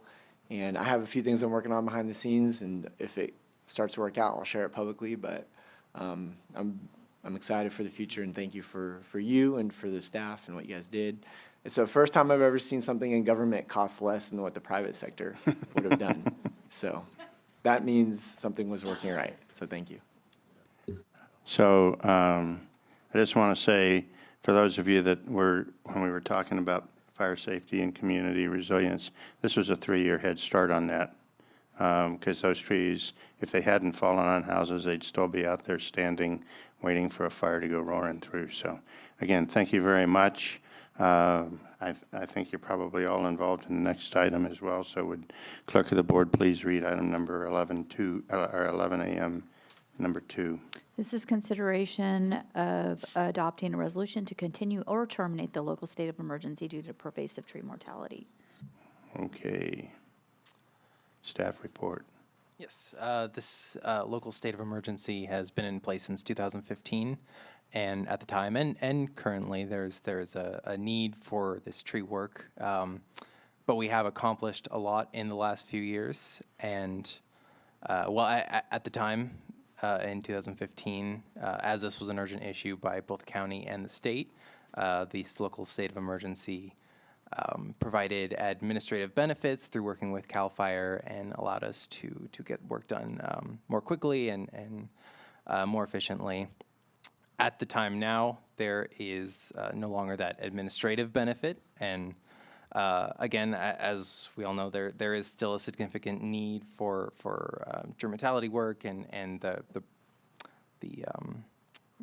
broader issue, but it is not as it's still a very big priority, but the staff would like to recommend we no longer have in place a state of emergency surrounding this program. Okay, is there still funding available, or is there a possibility that there will be funding available that will require a state of emergency to make us eligible to go after that funding? We have discussed this with Dana Ellis from Cal OES, and we are covered under the governor's proclamation of a state of emergency. Our current state of emergency neither provides funding nor environmental streamlining. So it's open to the board. If we want to continue this every 60 days, we can continue to bring it before the board, or we can terminate. But as far as funding or other benefits, the local state of emergency provides neither. Okay. Public comment? Seeing none, bring it back to the board for comment or motion. And also just clarification, since they don't know, and I'll let you talk to Dana, but if Dana was present. Oh, I'm sorry. I'm not sure if she was present last week at the tree mortality working group. And so it sounds like you're saying that if they find a way to reallocate these LATM funds, that we wouldn't have any problem if we have terminated. That is correct. The California Disaster Assistance Act, which is the what we're matching with the local assistance for tree mortality funds, is being authorized through the governor's proclamation. So it would be terminated upon termination of the governor's proclamation, even if we had a local state of emergency open. Okay. Okay. I guess technically we don't need a motion, because if we don't continue the state of emergency, it will expire. Okay. Okay, so I'm looking for a motion. I move on staff recommendation. Okay. Do I have a second? Second. Okay, Supervisor Gray moved and Supervisor Campbell seconded. All those in favor signify by saying aye. Aye. Opposed, abstained. It is 5-0. Again, thank you all and all that you've touched and have been part of this program. Mike, we couldn't have done this without you at any level close to what we did it. And I really want to thank you. You are a great community leader, and we appreciate you. And with that, we're going to adjourn for lunch. Thank you. I want to just go ahead. Do you want to Mike and Vicki. Yeah. I just thank you. I would just tell you, though, I'm a spoke in this wheel, and somebody that's not looking for anything, I know, in the way of congratulations, but our, at the time, OES coordinator and now your chief up here, Tracy, is the one that put this on the map, made it nimble, and I mean it. She allowed this to be quick and nimble, and without her leadership, it would have fallen flat in its face. So I want to make sure we all acknowledge her great work in this, and it goes without saying. I have to second that. I know that that was a big, making Tracy happy was a big part of making tree mortality work. And now it's still, well, that's why she sits where she sits now. So, Amen. Again. Thank you. Good work by everybody. Thank you very much. Yes, sir. Yep. And we're adjourned for lunch. We'll be back at 1:30. Okay, the April 16th Board of Supervisors meeting is reconvened. I am making an announcement that our 1:30 appointment has been pulled from the agenda today. And would the clerk of the board please read item number 13? Reports. Do you have one? I do not have a report, thank you. Okay. County Council, do you have a report? I do. Last week, I attended the Civil Law and Litigation Conference and the County Council Board of Directors meeting. We had some really interesting topics that are relevant to some of the issues we're dealing with in the county: homelessness, campaign issues regarding board-approved ballot measures, election and recall issues, and then issues related to lawsuits based on the ADA. And then in terms of just the general work that my office has been doing, continued work on the EDA, the admin record for the general plan litigation, some LAFCO assistance, many Public Records Act requests, and some litigation work. So you guys are overstaffed and underworked, right? Yeah, okay. No, not seriously not. Okay, County, no report. Supervisor Kirk. Went to some committees as usual. Yes Partnership has something really great that they're working on. It's called the Sandy Hook Promise, and it's basically a reporting system that kids and parents will be able to, it's an app that's being looked into, so that when kids see something that's potentially going to turn into a threat, they have an access point to report that. And so it's really great. As a parent, one of my biggest anxieties after that Sandy Hook shooting was, my kids. And so this is going to be a great tool for kids and for parents, for our community. So that's something that's coming. Kathy Parker deserves a lot of praise for pursuing it, and good things coming with that. Lots of constituent meetings, phone calls. I'm actually met with Jeff, I believe it's Muzio of Bulldog Farms, who keeps getting up, requesting that we put the marijuana agenda back on discussion. I've had some good conversation with him. So just so the public knows he's not being brushed aside, but having some good talk. So other than that, that's it. Supervisor Brennan. Thank you. Did you lose a little bit of your glasses there? Forgive me for looking down, so not out of focus here. On April 5th, I had a very fun event in the evening. I did the celebrity waiter with Ms. Drivdahl and Ms. Carrillo. Wonderful event, good cause, and a lot of community participation in that. On the 9th and 10th, I was at the Southern Sierra Leadership Conference in Fresno, and that is where we have the 3 Southern National Forests, the 3 National Park Superintendents, Yosemite, Kings Canyon, and Sequoia, and 2 of counties representing local jurisdictions. And we're really talking about how we do an agreement that will allow for us to pool resources. And then when we're looking at, it's really modeled after the Tahoe Central Sierra Initiative, which has been very successful in getting federal dollars.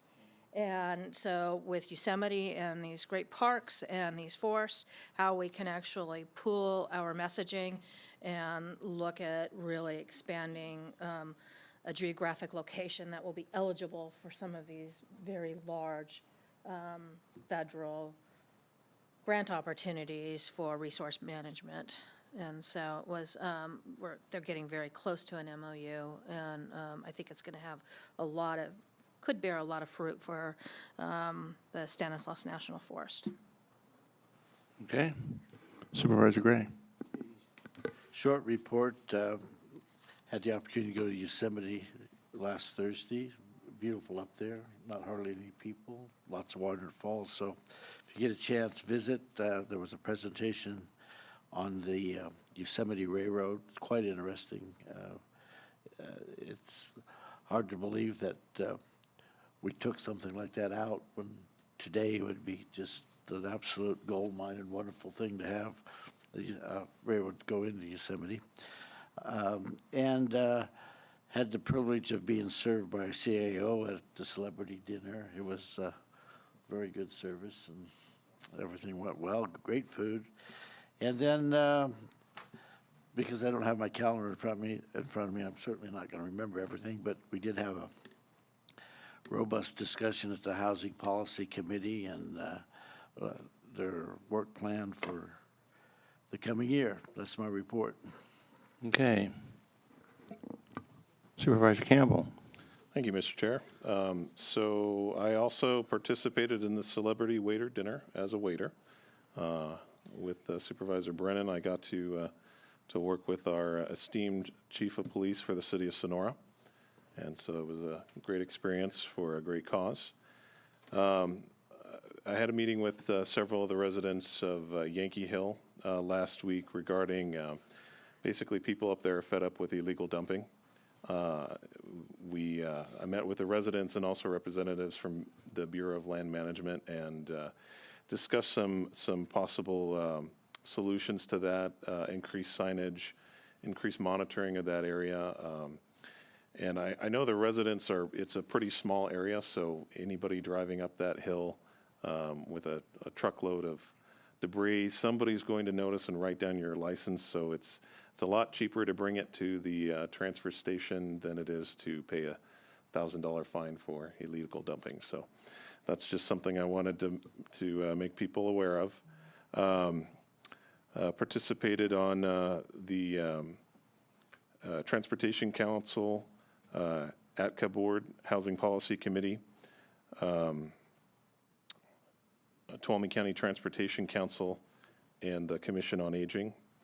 I also had the privilege of attending a couple of school board meetings. One was at Bellevue School, the other was at Curtis Creek. I was invited to the Bellevue School meeting because they've had some issues with vandalism, people stealing gasoline out of school buses. I don't know what kind of a person would do that, but apparently it's happening. I also had the great privilege of attending the American Legion Centennial event, which was it was great to be there and see so many people who've served our country. And if the board will indulge me, I have one more item that I'd like to add. Bonita Rose Campbell died Friday afternoon from a lengthy illness. She was 73 years old. She was a preschool teacher. She was a caring soul, and she was my mother. I bring this up for two reasons. The first is to honor the person who has had a singularly positive influence on my life and the lives of hundreds of young children, who provided me with joy, confidence, and the courage to face adversity with a sense of humor. The second reason I bring this up is to inform those of you watching at home who are over the age of 50 about the importance of routine cancer screenings. My mother battled this horrible disease on and off for more than a decade, and early detection is key to being a cancer survivor. Finally, I'd just like to thank the American Cancer Society and Hospice Care for the important work they do. And that is my report, Mr. Chair. Thank you. Having had a mother pass from very similar circumstances, my thoughts and prayers are certainly with you and your family. Thank you.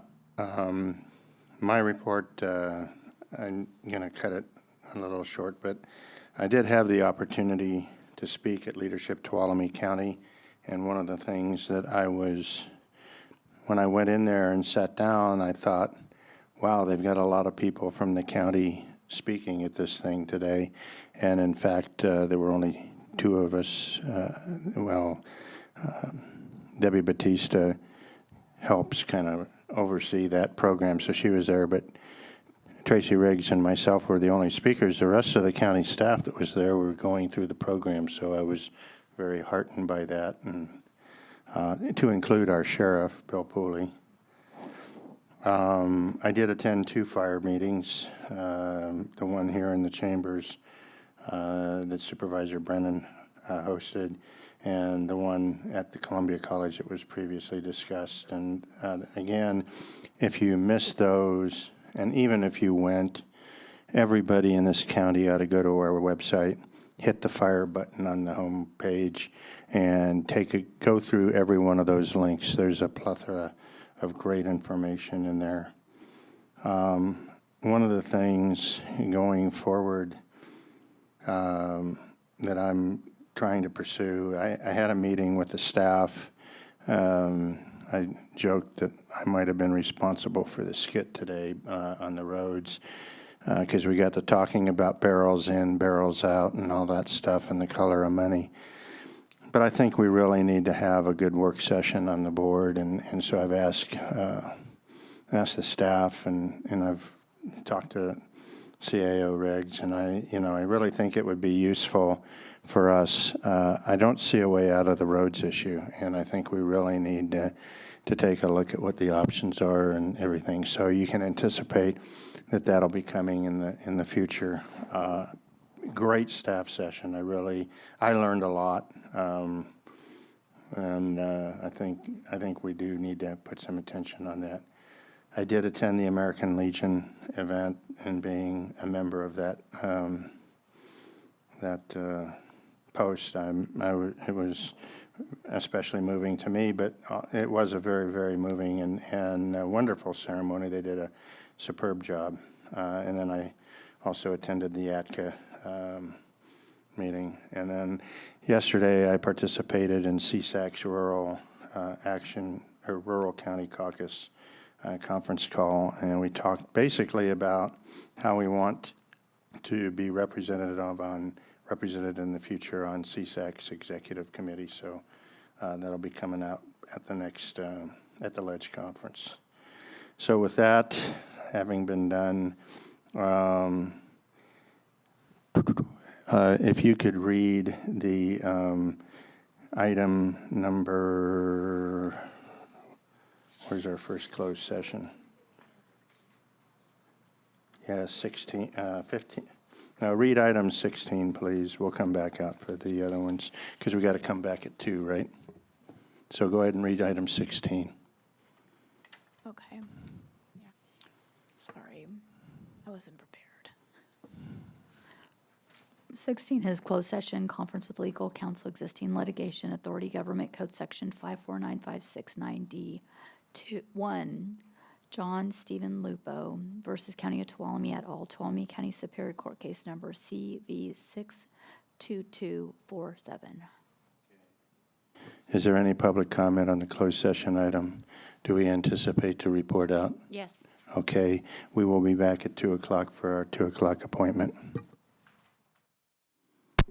Okay, we'll go ahead and reconvene. We may have to wait a minute or two to read our 2 o'clock, but we're coming back from closed session, reconvening on item number 16.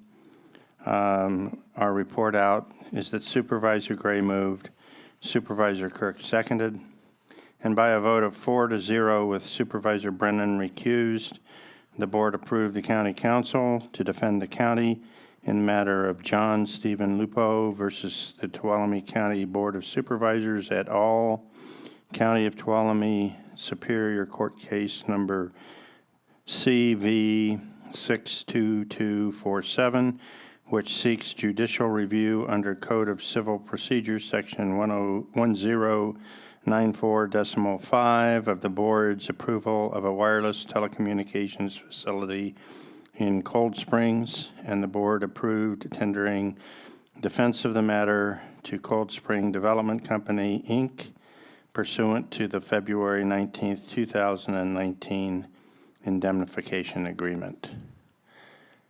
And we'll wait about a minute or so, and then we'll have the clerk read our next items.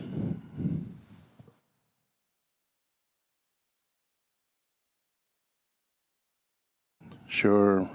Why don't you go ahead and read our closed, let's see. 14 and 15, or Our 14 and 15. okay. I'll read really slow. Okay.